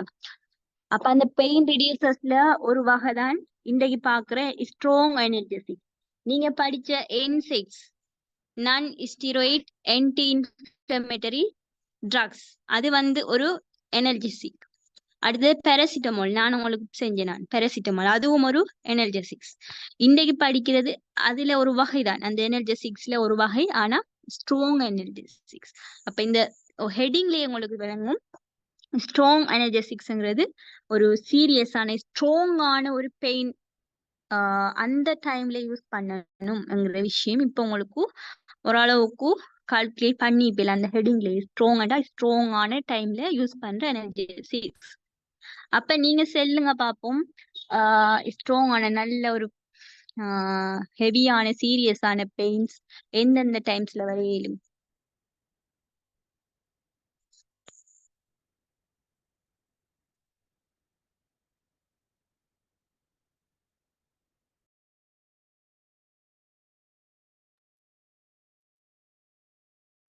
கேள்வி விளங்கிட்டா? எந்தெந்த சந்தர்ப்பங்கள்ல ஒரு சீரியஸான கடுமையான ஒரு பெயின் நம்மளுக்கு ஏற்படையில், அப்ப அந்த டைம்ல தான் இந்த எனர்ஜெசிக் யூஸ் பண்ணும். அப்ப அந்த சிச்சுவேஷன்ஸ முதல் விளங்கணும் என்ன. ஸ்ட்ராங் எனர்ஜெசிக்ஸ் எந்த சந்தர்ப்பத்துல யூஸ் பண்ணுவோம், நார்மல் எனர்ஜெசிக்ஸ் என்சைட்ஸ் என்ன சந்தர்ப்பத்துல யூஸ் பண்ணுவோம். அப்ப சொல்லுங்க, உங்களுக்கு நீங்க எக்ஸ்பீரியன்ஸ் பண்ணிருப்பீங்களோன்னு தெரியாது. ஓகே, சர்ஜரி டைம்ஸ்ல வெரி குட். வேற டிஷ்யூ இன்ஜரி, டிஷ்யூ இன்ஜரி. அடுத்தது இன்ஜரிஸ் டைம்ல மோஸ்ட் வந்து இப்ப சில எக்ஸிடென்ட்ஸ் ஆன டைம்ல கால் முறிவு கை முறிவு அப்படி அந்த டைம்ல டிஷ்யூஸ் இன்ஜரியஸ் ஆகிற டைம்ல தாங்க இல்லாத பெயின்ஸ்ல கத்துவோம் என்ன, ஷவுட் பண்ணும் லவுடா வந்து கத்துவோம். அப்படி வர பெயின் டைம்ல தான் இந்த ஸ்ட்ராங் அனல்ஜெசிக் யூஸ் பண்ணுவோம். ஆப்ரேட் பண்ற டைம்ல சர்ஜரிஸ் டைம்ல என்ன, போஸ்ட் ஆபரேட்டிவ் இப்ப சர்ஜரிஸ் பண்ணினதுக்கு பிறகு சிலவங்களுக்கு தாங்க இல்லாத பெயின் இருக்கும் அந்த டைம்ல. அடுத்தது சில கேன்சர் ட்ரக்ஸ் யூஸ் பண்ற டைம்ல, சரி அந்த டைம்லயும் அவ்வளவு பெயின் இருக்கும். அதுக்கு நிறைய பேர் ஸ்ட்ராங் அனல்ஜெசிக்ஸ் யூஸ் பண்ணும். மெயினா மோர்ஃபின்ங்கிற ட்ரக் வந்து கேன்சர் ட்ரக்கோட சேர்த்து கொடுப்போம், டெப்லெட்ஸ், மோர்ஃபின் டெப்லெட்ஸ். ஏனென்றா அந்த கேன்சர் ட்ரக்கை யூஸ் பண்ணக்குள்ள அவ்வளவு பெயின் வரும், தாங்க இல்லாத வலி வரும். அப்ப அந்த டைம்ல இந்த பெயின் ரிடியூசர்ஸ் ஸ்ட்ராங் அனல்ஜெசிக் கொடுத்துதான் அந்த பெயின்ல இருந்து என்ன செய்வோம், அவங்கள ரிலீஃப் பண்ண வைப்போம். அடுத்தது என்ன, எக்ஸிடென்டல் அந்த டைம்ல அப்படியே ஸ்ட்ராங்கான பெயின்ஸ் ஏற்படக்கூடிய என்ன நம்மளால தாங்கவே இல்லை அதுக்கு மேல அப்படிங்கிற டைம்ல என்ன செய்வோம், இந்த ட்ரக்ஸை யூஸ் பண்ணுவோம். சில நேரங்கள்ல அவ்வளவு பெயினா இருந்துச்சுன்னா ஓரல் அடுத்தும் தாங்க இயலாத சந்தர்ப்பத்தில் என்ன செய்வோம் சொன்னா இன்ஜெக்ஷன் மூலமா கொடுப்போம். ஐவி எஸ்சி அப்படின்னு சொல்லி என்ன குயிக்கா வந்து அந்த பெயினை குறைக்கணும். ஏன்னா அந்த டைம்ல என்ன ஓரலாவும் எடுத்துக்கிட்டு நிக்கலாம். என்ன ஓரல் எடுத்தாலும் அது வந்து என்ன எக்ட் ஆகுறதுக்கு ஒரு டைம் எடுக்கும். அப்ப அந்த டைம் வெயிட் பண்ணலாங்கிற டைம்ல ஐவியா இல்லாட்டி எஸ்சியா வந்து என்ன செய்வோம், இன்ஜெக்ஷன் மூலமாவும் எடுத்து அந்த பெயின்ல இருந்து ரிலீஃப் ஆகத்தான் பார்ப்போம். என்ன அப்ப அந்த டைம்ல யூஸ் பண்ற ட்ரக்ஸ் அனல்ஜெசிக்ஸ் தான் என்னன்னா ஸ்ட்ராங் அனல்ஜெசிக்ஸ். என்ன அப்ப ஸ்ட்ராங்கான ஒரு பெயின், அவ்வளவு சீரியஸான தாங்க இல்லாத பெயின் வர டைம்ல தான் இது வந்து யூஸ் பண்ணுவோம். அப்ப அந்த சந்தர்ப்பங்கள் என்னன்னு உங்களுக்கு விளங்கணும். சரியே, ஓகே. இப்ப பார்ப்போம் வாட் இஸ் பெயின். அப்ப பெயின் என்று சொன்னா என்ன விஷயம்? highly unpleasant physical sensation and emotional experience caused by illness or actual or potential tissue injury or described in terms of such damage. என்ன இதுல சொல்லிருக்கு விரிவா அழகான ஒரு டெபினிஷன் உண்டு. என்ன highly unpleasant, என்ன highly என்றா கூடுதலான, unpleasant என்றா விரும்பத்தகாத. அப்ப highly unpleasant physical sensation, என்ன ஒரு பிசிக்கலான ஒரு சென்சேஷன் சென்ஸ் பண்றது. அண்ட் எமோஷனல் எக்ஸ்பீரியன்ஸ், அதோட எமோஷனலாவும் நாம் என்ன செய்வோம், எக்ஸ்பீரியன்ஸ் பண்ணுவோம். கோஸ்ட் பை, என்னத்தால கோஸ்ட் ஆகும்? இல்னஸ், நம்மளோட நோய் நிலைமையால, அல்லது ஆக்சுவல் பொட்டன்ஷியல் டிஷ்யூ இன்ஜரி, என்ன ஒரு டிஷ்யூ வந்து டேமேஜ் ஆகிறதால இல்லாட்டி இன்ஜரி ஆகிறதால உருவாகும். அல்லது describe in terms of such damage, என்ன டிஷ்யூ டேமேஜ் இருக்கலாம், இல்லாட்டி நான் சொன்ன மாதிரி என்ன போன்ஸ் டேமேஜ் இருக்கலாம். என்ன அப்படி வர டேமேஜால என்ன செய்யும், கோஸ்ட் ஆகிற ஒரு physical and emotional unpleasant sensation தான் பெயின் என்று சொல்ல விஷயம். சரியா? அப்ப பெயின்ங்கிறது நம்மளுக்கு எல்லாருக்குமே அனுபவிக்கிறதுக்கு நல்லா இருக்கிற விஷயம் இல்லை. என்ன யாருன்னு சொன்னால் சும்மா நோமலா ஒரு ஹெடேக் இல்லாட்டி சும்மா நோமலா நம்மளுக்கு வர சின்ன இன்ஜரிஸ், கையில எதுவும் வெட்டுப்பட்டா காயம் வந்தாலே நம்மளுக்கு தாங்க இயலாது பெயின். அவ்வளவு நல்ல ஒரு பிளசண்டான சென்சேஷன் இல்ல பெயின். என்ன அப்படி சின்ன ஒரு பெயினே நம்மளால தாங்க இயலாதுண்டா, இப்ப ஹைலி வார பெரிய அளவுல வார அந்த பெயின் அவங்களுக்கு தாங்க இல்லாம இருக்கும். என்ன அந்த டைம்ல அவங்கள எப்படியாலும் என்ன செய்யணும், ஏதோ ஒரு பெயின் ரிடியூசர்ஸ் கொடுத்து அதை ரிலீஃப் பண்ணத்தான் பார்க்கணும். அப்ப அதுக்குரிய ட்ரக்ஸ் என்ன செஞ்சிருக்காங்க, ஏதோ கண்டுபிடிச்சு வச்சிருக்காங்க. அடுத்து பாருங்க, net effect of a complex interaction of the ascending and descending nervous systems involving biochemical, physiological, psychological and neocortical process. இது எப்படி வந்து இத பெயினை வந்து குறைக்குமென்னா, இப்ப பெயின் எப்படி உருவாகுது, எனி ஐடியாஸ்? பெயின் உருவாகுது எப்படின்னு சொல்லி சும்மா நார்மலா உங்களுக்கு ஒரு பெயின்ங்கிறது எப்படி உருவாகுதுங்கிறது தெரியுமா?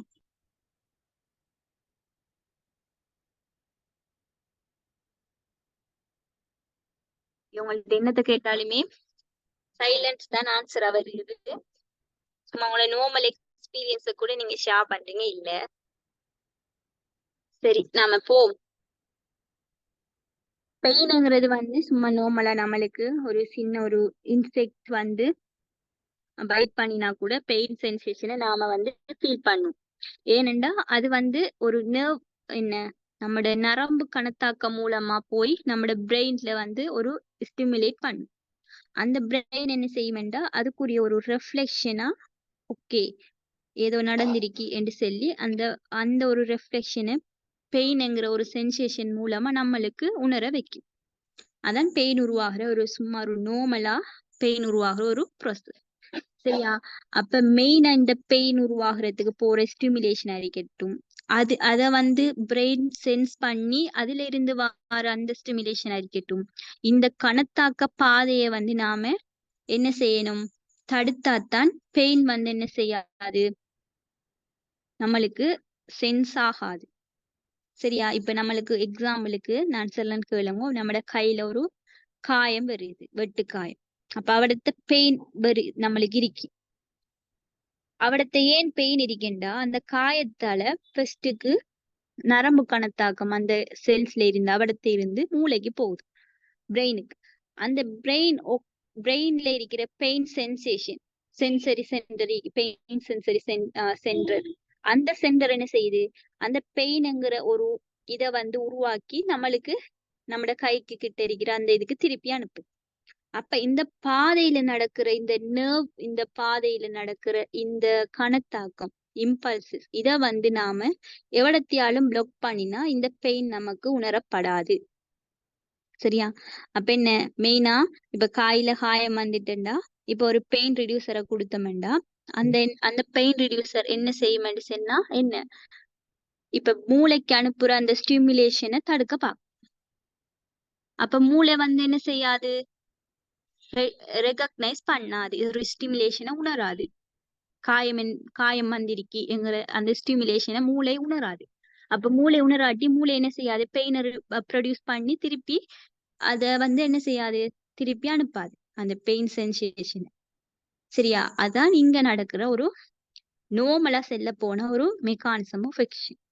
சரியா? அப்ப இந்த பெயின் ரிடியூசர்ஸ், இந்த பெயின் கில்லர்ஸ் எல்லாமே என்ன செய்யும்னா, இந்த நர்வஸ் சிஸ்டத்துல நடக்கிற இந்த எசெண்டிங் எசெண்டிங்கிறது என்ன, இப்ப இப்ப ஒரு கணத்தாக்கத்துல ஒரு ஒரு செய்தியை கொண்டு போறது, அதுக்கு ஒரு ஆன்சர் மாதிரி திருப்பி மூளை வந்து திருப்பி ஒரு கணத்தாக்கத்தை அந்த இடத்துக்கு அனுப்புறது.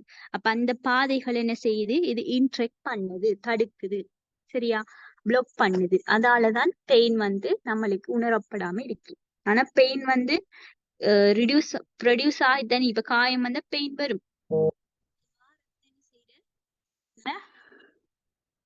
தடுக்கிறோம் இந்த. சரி, அப்ப பெயின்ங்கிற விஷயம்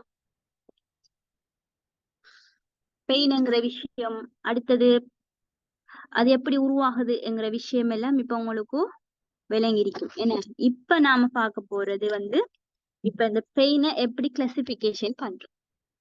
சரியே? அப்ப பெயின் உருவாகிற விதயம் எப்படி என்று விளங்கிட்டானே. இப்ப அது எப்படி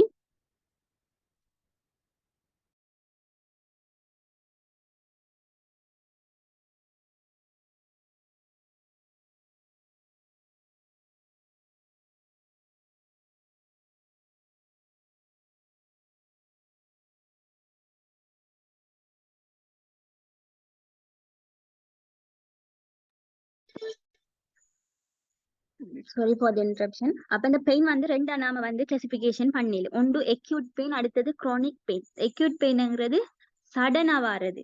சரியே? எப்படி ஒரு ஷார்ட் டியூரேஷன் டைம்ல வந்து வாரது. நாம சொன்ன மாதிரி ஒரு ஆக்சிடென்ட் நடந்தாலோ இல்லாட்டி ஒரு damage, injury damage, tissue damage, அப்படி டைம்ல சடனா நமக்கு ஏற்படுற பெயின் தான் என்ன எக்யூட் பெயின் என்று சொல்றது. அதை வந்து சொமேட்டிக், விசரல் அப்படின்னு ரெண்டா பிரிக்காங்க. அடுத்தது குரோனிக் பெயின். குரோனிக் பெயின் தான் நிறைய நாளைக்கு அப்படியே அந்த பெயின் இருந்துட்டே இருக்கும். சரியா? அது என்ன கேன்சர் பெயின். கேன்சர் வார பேஷண்ட்ஸுக்கு அந்த பெயின் ஃபுல்லாவே இருக்கும், அந்த வருத்தம் வார காலம் எல்லாமே இருக்கும். அது வந்து குரோனிக் பெயின். அடுத்தது நான் கேன்சர் பெயின். கேன்சர் இல்லாத டைம்ல வார பெயின். சிலவங்களுக்கு சில மூட்டு வலி, ஒஸ்டியோபோரோசிஸ் அந்த நோய் இருக்கிறவங்களுக்கு வலி இருக்கும், காலாகாலம் இருக்கும் அந்த வலி. என்ன எலும்பு இல்லாம நடக்க இல்லாம அப்படி அந்த வலி ஒரு கொஞ்ச காலத்துக்கு அப்படியே இருக்கும், நிறைய காலத்துக்கு குரோனிக். அப்ப அது வந்து அந்த ஷார்ட் டியூரேஷன் டைம்ல வந்து முடிகிற ஒரு பெயின் இல்லை குரோனிக் பெயின்ங்கிறது. எக்யூட் பெயின் தான் என்ன, இப்ப என்ன ஒரு ஆக்சிடென்ட் நடந்தாலோ இல்லாட்டி ஒரு டேமேஜ் நடந்தாலோ இல்லாட்டி காயம் வந்தாலோ இல்லாட்டி என்ன நடந்தாலும் அந்த டைம்ல இருந்துட்டு ஒரு ஷார்ட் ஆஃப் பீரியட் டைம்ல இருந்துட்டு அது முடிஞ்சிடும். அந்த காயம் ரிலீஃப் ஆனதுக்கு பிறகு நிறைய நாளுக்கு, மாச கணக்குல, வருஷ கணக்குல இருக்காது. ஆனா குரோனிக் பெயின் அப்படி இல்லை. சரியே? அப்ப ரெண்டு வகையா வந்து பிரிக்காங்க இந்த பெயின், எக்யூட் அண்ட் குரோனிக் சொல்லி. அடுத்தது இந்த பெயின் இஃபெக்ட்ஸ். சரியா? இப்ப பெயின் ஒன்று வந்துச்சுன்னா நம்மட பாடியில என்னென்ன பயாலஜிக்கலா இஃபெக்ட்ஸ் வரும் அப்படிங்கிறத பார்க்க போறோம். சரியே? என்னென்ன வரும், ஒன்று ஹார்ட் ரேட் வந்து இன்க்ரீஸ் ஆகும். சரியே? வளமையா நீங்க உணர்ந்திருப்பீங்களோ சரியா, பெயின் வந்துச்சுன்னா ஹார்ட் ரேட் வந்து ஹார்ட் வந்து குயிக்கா தட தடன்னு துடிக்கிற மாதிரி இருக்கும். அப்ப ஹார்ட் ரேட் இன்க்ரீஸ் ஆகும். அடுத்தது டயபோரசிஸ் அப்படின்னா அன்யூஸ்வல் ஸ்வெட்டிங். என்ன இப்ப வேர்க்கிறது கூடி இருக்கும், படபடப்பு மாதிரி வந்து வேர்க்கிற மாதிரி இருக்கும். அடுத்தது பிளட்ல வந்து குளுக்கோஸ் லெவல்ஸ் வந்து கூடி ஆகும், இன்க்ரீஸ்ட் ஆகும். அடுத்தது நம்மட டைலட்டேஷன் ஆஃப் பியூப்பிள்ஸ், நம்மட கருவிழி வந்து என்ன நல்லா என்ன விரிஞ்ச மாதிரி போகும், டைலேட் ஆகும். அடுத்தது ஜிஐ மோட்டிலிட்டி, என்ன டிக்ரீஸ்ட் ஆகும். நம்மளோட சமிபாட்டு தொகுதி டைஜஷன் ஆகுறதெல்லாம் குறையும். சரியே. அடுத்தது இன்க்ரீஸ் மசில் டென்ஷன். நம்மளோட கை கால் எல்லாம் உதற தோங்கும். என்ன அது வந்து நம்மளோட மசில் டென்ஷனை கூட்டும். இன்க்ரீஸ்ட். அடுத்தது சுவாச வீதம் ரெஸ்பிரேட் ரேட் வந்து கூடும். என்ன மூச்சு இழுக்குமென்னு சொல்லுவோமே, அப்ப அந்த விஷயம் நீங்களே எக்ஸ்பீரியன்ஸ் பண்ணிப்பீங்க. இந்த விஷயம் எல்லாம் ஒரு மாதிரி படபடண்டாகி என்ன ஹார்ட் எல்லாம் துடிக்கிறது கூடி மூச்சு இழுக்கிற மாதிரி வரும். என்ன பெயின் கூடிச்சுண்டா அப்ப அந்த இதெல்லாம் வந்து பெயினால வர ஒரு பிசியோலஜிக்கல் எஃபெக்ட்ஸ். Muscle tension. ஓகே, கேளுங்க. மசில் டென்ஷன் என்ன? மசில் டென்ஷன்ங்கிறது இப்ப ஒரு மாதிரி நடுக்க மாதிரி வருமே, கைகால்லாம் உதற மாதிரி, அது வந்து கூடும் மசில் டென்ஷன் சொல்றது. ஓகே, இது உங்களுக்கு பெருசா இதெல்லாம் பெயின் வகை பெயின் என்ன அதெல்லாம் உங்களுக்கு தேவையில்ல, அதெல்லாம் கேட்க மாட்டாங்க எக்ஸாம்ல. ஆனா இந்த ட்ரக்க படிக்கிறதுக்கு முதல்ல அதுக்குரிய நோய் நிலைமை, அந்த நோய் வந்தா என்ன வரும்ங்கிறத நீங்க தெரிஞ்சுக்கணும். ஏன்னா ஒரு பத்தோபிசியாலஜி உங்களுக்கு இன்ட்ரோடக்ஷன் தேவை. இப்ப எனர்ஜெசிக், இப்ப நாம எனர்ஜெசிக் படிக்கக்குள்ள என்னென்ன நோய் நிலைமைக்கு என்னென்ன எனர்ஜெசிக் கொடுக்கணும்ங்கிறத உங்களுக்கு தெரிஞ்சிருக்கணும். அதுக்காகத்தான் இந்த விஷயம் எல்லாம் படிக்கிறது. விளங்குதா? இப்ப பெயின் என்ன, பெயின் எப்படி உருவாகுது, பெயின் வகை என்ன, பெயின் எஃபெக்ட் என்னெல்லாம் உங்களுக்கு கேள்வியில வர போறது இல்லை. பத்தோபிசியாலஜி கேள்வியில வராது. ஆனா ஏன் படிக்கிறேன்னு சொன்னா, ஒரு ட்ரக்க நாம எந்த கண்டிஷன்ஸ்ல எந்த டிசீஸ் கொடுக்கணும்ங்கிறது நாம நாம அதை தெரிஞ்சுக்கணும், ஐடென்டிஃபை பண்ணணுங்கிறது தான் இதெல்லாம் படிக்கிறது. ஆனா உங்களுக்கு கேள்வியில என்ன கேட்பாங்க, எனர்ஜெசிக்க பத்தி தான் கேட்பாங்க. அதுக்குரிய பார்மகாலஜிகள், அதுக்குரிய இண்டிகேஷன்ஸ், அதுக்குரிய பார்மகோகைனெட்டிக்ஸ், அப்ப அதுக்குரிய விஷயங்கள்லாம் கேள்வியில வரும். ஆனா நீங்க பிராக்டிஸ் பண்ணக்குள்ள என்ன, இப்ப என்சைட்ஸை தூக்கி ஸ்ட்ராங் எனர்ஜெசிக்கா யூஸ் பண்ண இயலாது. எல்லாம் எனர்ஜெசிக்ஸ் நீங்க பாவிக்க இயலாது. இப்ப எக்ஸாம்பிளுக்கு செலெகாக்சிப் எதுல படிச்சீங்க? செலெகாக்சிப் படிச்சீங்க தானே? என்சைட் ட்ரக்ஸ்ல படிக்கலையா?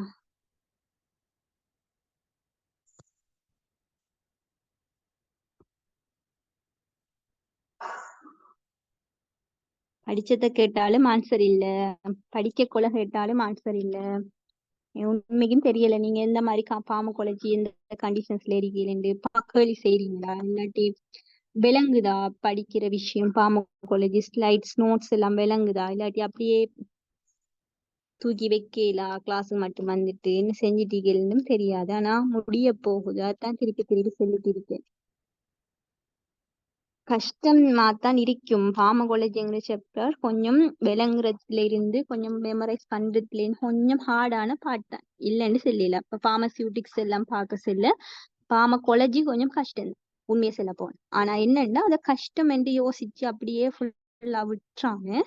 என்ன இப்ப இந்த விஷயம் எல்லாம் இப்ப நாங்க இங்கிலீஷ்ல தான் படிச்சிருக்கோம். இப்ப உங்களுக்கு தமிழ்ல நாங்க நிறைய விஷயம் எக்ஸ்பிளைன் பண்றோம் இல்லையா?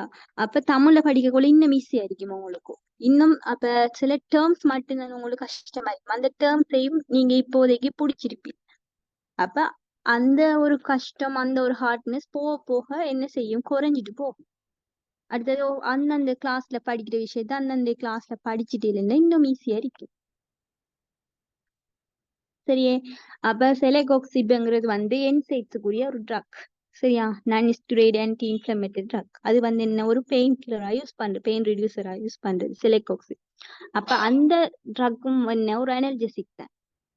இதுல படிக்கிற மோர்ஃபினும் என்ன ஒரு அனல்ஜெசிக் தான். அப்ப பார்மசிஸ்டா உங்களுக்கு எனர்ஜெசிக்ங்கிறது எல்லாம் உண்டு இல்லைங்கிற விஷயம் தெரியும். என்ன, செலெகாக்சிப்பும் எனர்ஜெசிக் தான், மோர்ஃபினும் எனர்ஜெசிக் தான், கொடையினும் எனர்ஜெசிக் தான். ஆனா எந்தெந்த சந்தர்ப்பத்துல எந்தெந்த நோய் நிலைமைக்கு எந்தெந்த பெயினுக்கு எந்த வகையான பெயினுக்கு எந்த ட்ரக் கொடுக்கணும்ங்கிறது உங்களுக்கு தெரியும். எல்லாத்துக்கும் இப்ப ஒருத்தர் வந்து பெயின் அறிக்கைன்னு சொன்னா நீங்க மோர்ஃபினை தூக்கி குடிப்பீங்களா நார்மல் பெயினுக்கு? சொல்லுங்க பாப்போம். ஒருத்தர் நீங்க பார்மசிஸ்டா ஒர்க் பண்ணிட்டீங்க கூட, ஒருத்தர் வந்து உங்கள்ட்ட கேட்காங்க ஒரு பார்மசிஸ்ட்ன்னு சொல்லி, எனக்கு பெயின் அறிக்கை அப்ப ஒரு பெயின் கில்லர் பெயின் ரிடியூசர் ஒன்று தாங்க அப்படின்னு சொன்னா நீங்க மோர்ஃபினை தூக்கி குடிப்பீங்களா? இல்ல. இல்ல. ஏன் மோர்பின் ஒரு எனர்ஜெசிக் தானே, ஏன் கொடுக்க இயலாது?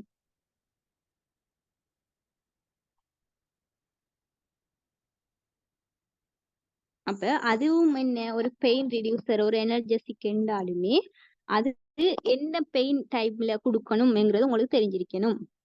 இப்ப செலக்டோக்சிபும் ஒரு எனர்ஜெசிக் தான், அதுவும் ஒரு பெயின் ரிடியூசர் தான். அது எந்த சந்தர்ப்பத்துல கொடுக்கணும்ங்கிறது உங்களுக்கு தெரிஞ்சிருக்கணும். அப்ப ரெண்டையும் டிஃபரன்ஷியேட் பண்ணினா தான் என்ன செய்வீர்கள்? அப்ப இது இந்த கண்டிஷன்ல இது கொடுக்கணும். நார்மல் பெயினுக்கு மோர்பின் கொடுக்க தேவையில்லை.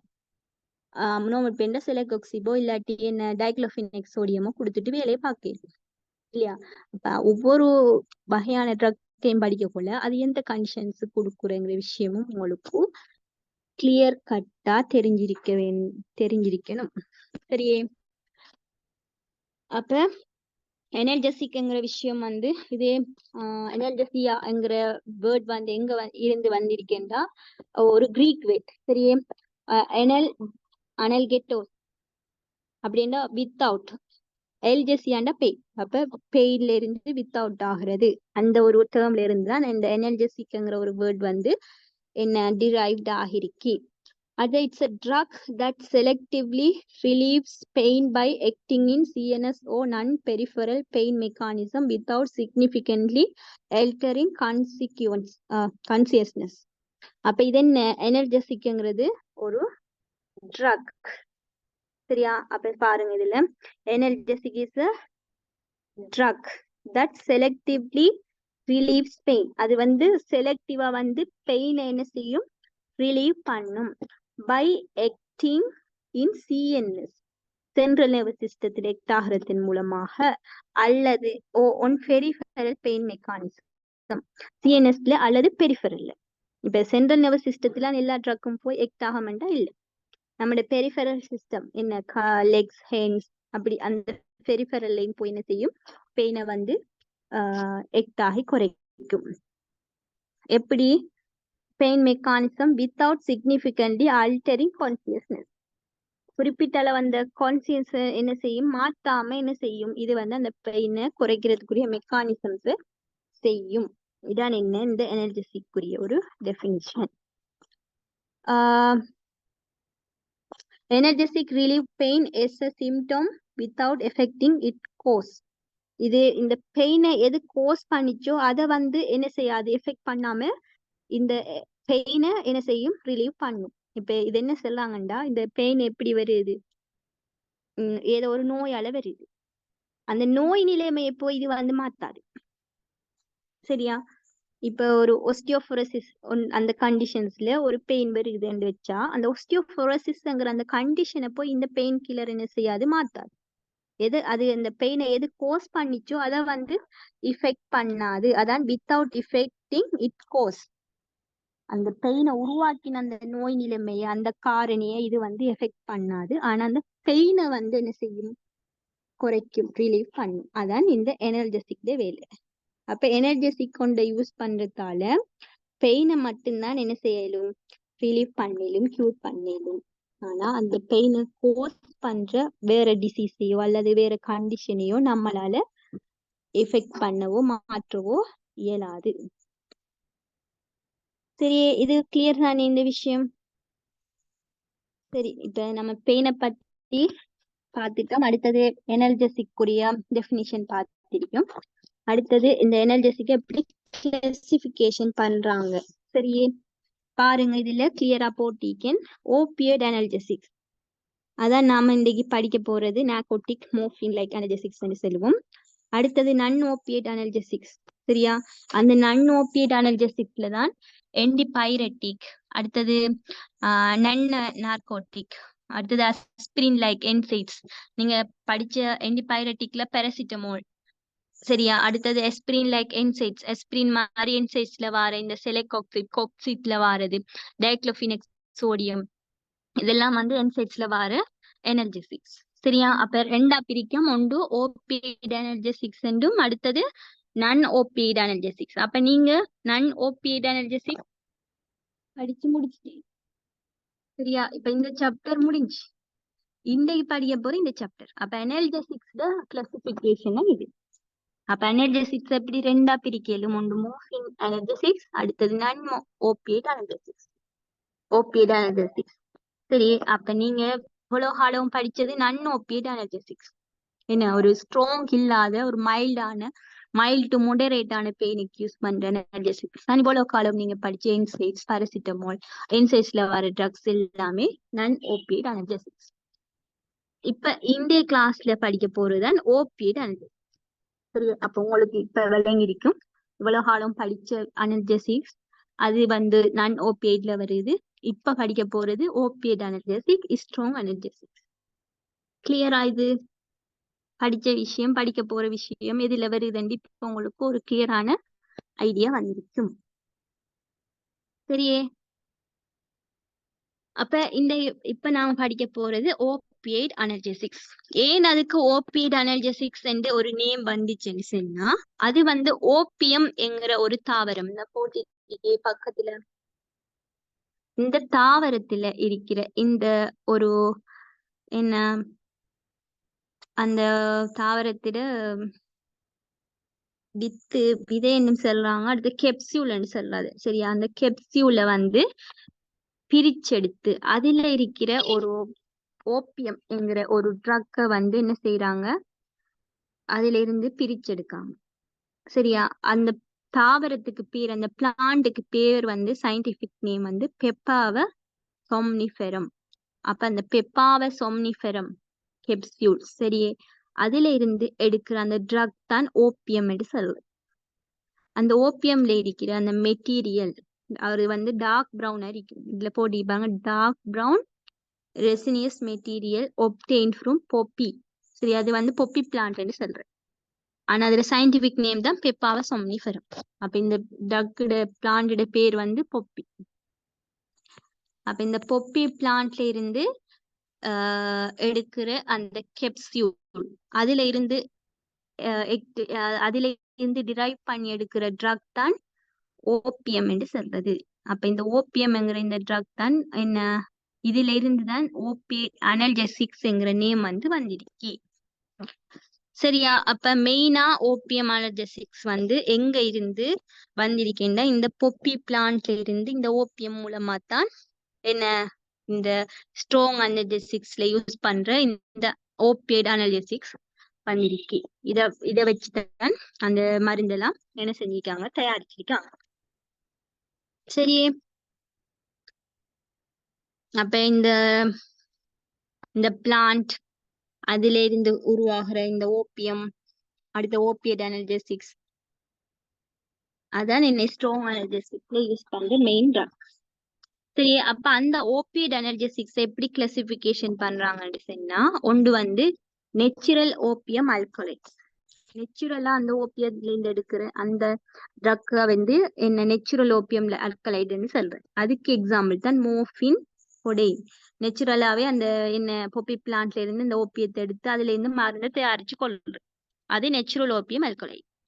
அடுத்து செமி சிந்தட்டிக், அதுல இருந்து எடுத்து ஒரு செமியா சிந்தட்டிக் பண்ற நாம வேறையா செமி சிந்தட்டிக் அந்த என்ன அதுல விளங்குது நெச்சுரல் இல்ல, நெச்சுரல்ல இருந்து என்ன சிந்தட்டிக் பண்ணின மாதிரி எடுக்கிற ஓபிஎஸ்.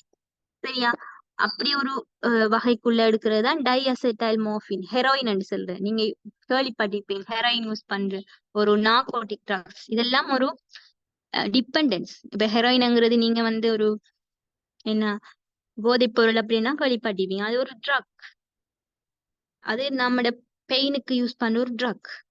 அத ஏன் அப்படி போதைப் பொருளா யூஸ் பண்றாங்கன்னா, அந்த ட்ரக் எடுக்கிறதால நம்மளுக்கு ஒரு போதையை உருவாக்கும். போதைண்டா நம்மள அந்த டிபெண்ட்ஸ் வழங்குது. அந்த ட்ரக்கை இன்னும் எடுக்கணும், இன்றைக்கு எடுத்தா நாளைக்கு இதே டைமுக்கு எடுக்கணுங்கிற ஒரு டிபெண்டன்ஸை உருவாக்கக்கூடிய ட்ரக்ஸ் தான் இதெல்லாம். இந்த ட்ரக் எல்லாம் கூடிய காலத்துக்கு எடுக்க கூடாது. அதான் மெயின் இதுல பேஷன்ஸ் அட்வைஸ். அதாலதான் இது நார்கோட்டிக்ஸ் சொல்றோம். நார்கோட்டிக்ஸ்னா இந்த ட்ரக் வந்து அவ்வளவு இப்ப இந்த ட்ரக் ஹாஸ்பிட்டலுக்கு சும்மா நோமலா வந்து வராது. ஏனென்றா இந்த ட்ரக்கை வந்து நார்கோட்டிக் ட்ரக்ஸை வந்து ஹாஸ்பிட்டலுக்கு வர மெத்தட் எப்படின்னா, பெரிய ஒரு ரெஜிஃபார்ம் போட்டியில இதெல்லாம் பூட்டி சீல் பண்ணித்தான் அனுப்புவாங்க. மற்ற ட்ரக்ஸ் மாதிரி இது வராது. அதை பார்மசிஸ்ட் ஒருத்தர் சைன் பண்ணித்தான் எடுக்கணும். எடுத்துட்டு திருப்பி வந்து ஹாஸ்பிட்டல்ல இன்னொரு பார்மசிஸ்ட் வந்து இன்னொருத்தருக்கு முதல் சாட்சியா வச்சு என்ன செய்யணும். ஏண்டா இது வந்து மிஸ்யூஸ் பண்றதுக்கு சான்ஸ் கூட எங்கிறதால அவ்வளவு ஒரு சேஃப்டி ரூல்ஸ் லோஸ் எல்லாமே இருக்கு. ஓபிஎட் ரூல்ஸ் லோஸ்ல படிப்பீங்க ஓபிஎம் ரூல்ஸ் சொல்லி என்னென்ன ட்ரக்க ஈஸியா வந்து நாம எங்கேயும் வாங்க இயலாது பார்மசியில. ஏனென்றா பிரிஸ்கிரிப்ஷன் ஒன்லி ட்ரக். அடுத்தது ஒரு இந்த ட்ரக் நாம எம்எஸ்டில இருந்தோ இல்லாட்டி வேற எது ட்ரக் எடுக்கிற இடத்துல இருந்தோ எடுக்கணும் என்று சொன்னா நிறைய ஃபார்ம் எல்லாம் ஃபில் பண்ணி கொடுத்து அவங்க ஒரு எலோகேட் பண்ணிட்டு அந்த ட்ரக்கை நமக்கு தருவாங்க. அவ்வளவு லீகலா தான் என்ன செய்யணும் இந்த ட்ரக்கை நாம ஒரு என்ன நம்மட பார்மகாலஜிக்கல் என்ன ஒரு தெரப்பியூட்டிக் யூஸுக்காக யூஸ் பண்றதுக்கு நாம பெற்றுக்கொள்றதுக்கு அவ்வளவு ரூல்ஸ் இருக்கு. ஏனென்றா இது வந்து மிஸ்யூஸ் ஆகிறதுக்கு நிறைய சந்தர்ப்பம் இருக்குங்கிறதால இந்த நார்கோட்டிக் ட்ரக்ஸ் வந்து அவ்வளவு ஈஸியில யாருக்கும் கொடுக்க அனுமதிக்கிறல்ல. இப்ப மோர்பின் வந்து நார்மலா கிளினிக்லயோ இல்லாட்டி ஓபிடியில டிஸ்பென்ஸ் பண்ண மாட்டேன். சரி, எங்க டிஸ்பென்ஸ் பண்றேன்டா இன்டோர் பார்மசியில. ஏன் இன்டோர் பார்மசியில கொடுக்குறேன்டா இன்டோர் பார்மசில இருந்து வார்ட்ஸுக்கு போகும். வார்ட்ஸ்ல இருக்கிற பேஷண்ட்ஸுக்கு தான் இன்டோர் பார்மசில இருந்து ட்ரக் கொடுக்குறேன். அப்ப வார்ட்ல வச்சு ஒரு பிசிசிஎன் ஒரு கண்காணிப்புக்குள்ள வச்சுதான் இந்த ட்ரக்ஸ் வந்து கொடுப்போம். இப்ப கிளினிக்லயோ இல்லாட்டி ஓபிடிலயோ கொடுத்தா இவங்க என்ன செய்வாங்க, வீட்டை கொண்டு போய் அவங்களுக்கு ஏத்த மாதிரி யூஸ் பண்ணுவாங்க, இல்லாட்டி வேற யாருக்கும் கொடுப்பாங்க. மிஸ்யூஸ் பண்றதுக்கு சான்ஸ் இருக்கு. அதால அங்க வந்து என்ன செய்ய மாட்டோம், அது வந்து இஷ்யூ பண்றது இல்லை. நார்மலா பிரைவேட் பார்மசி கவர்மெண்ட் பார்மசில எப்படி எனக்கு கிளியரா தெரியாது. ஆனா கவர்மெண்ட் ஹாஸ்பிட்டல்ஸ்ல எல்லாம் இது வந்து இன்டோர் பார்மசியில தான் இது வந்து என்ன செய்வோம்டா இஷ்யூ பண்றது. அடுத்தது வந்து கேன்சர் பேஷண்ட்ஸு கொடுப்போம். கொடுக்க கொள்ள அவங்களோட என்ஐசியை வாங்கி கொண்டு அவங்களோட என்ஐசி நம்பர் எல்லாம் எழுதி எத்தனை ட்ரக் கொடுத்தோம், இப்போ மோர்பின் டேப்லெட் அவங்களுக்கு எத்தனை பிரிஸ்கிரிப்ஷன் பண்ணிக்கோ அத்தனை நம்பர்ஸ் தான் கொடுப்போம். 30 தான் கொடுப்போம். அதை தாண்டி ஒரு நம்பர் கூட கொடுக்க மாட்டோம். என்னாத கொடுக்க கொள்ள அவங்க வெளியில போய் வேற யாருக்கும் கொடுப்பாங்க, இல்லாட்டி அவங்களே யூஸ் பண்ணி ஒரு டிபெண்டன்ஸுக்கு போவாங்க.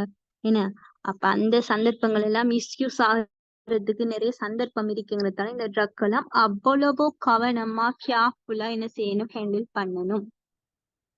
சரி, அப்ப செமிசிந்தட்டிக்ல வந்து டைஅசிட்டமினோபின் அது வந்து ஹெரோயின் என்று சொல்றேன். ஓபியட்ஸ்ல வந்து இப்ப நெச்சுரலா இல்ல. இப்ப ஃபர்ஸ்ட் டைப் வந்து நெச்சுரலா எடுத்தாங்க, அதான் மோர்பினும் கொடையினும். அடுத்து செமி சிந்தட்டிக் பண்ணி எடுத்தாங்க, அதான் ஹெரோயின் கொடை. அதுக்கு பிறகு சிந்தட்டிக்ல எடுத்தாங்க. அதுக்கு எக்ஸாம்பிள் பெத்திடின், ஃபென்டனைல், மெத்தடோன், ட்ரெமடோன். சரியா, இதெல்லாம் சிந்தட்டிக் பண்ணி எடுத்த ஓபியட்ஸ். அந்த ஓபியட்ங்கிற அந்த ஓபியம்ங்கிற அந்த ட்ரக்கை வச்சு அதே மாதிரி சிந்தட்டிக் பண்ணி எடுத்த ட்ரக்ஸ் தான் இது.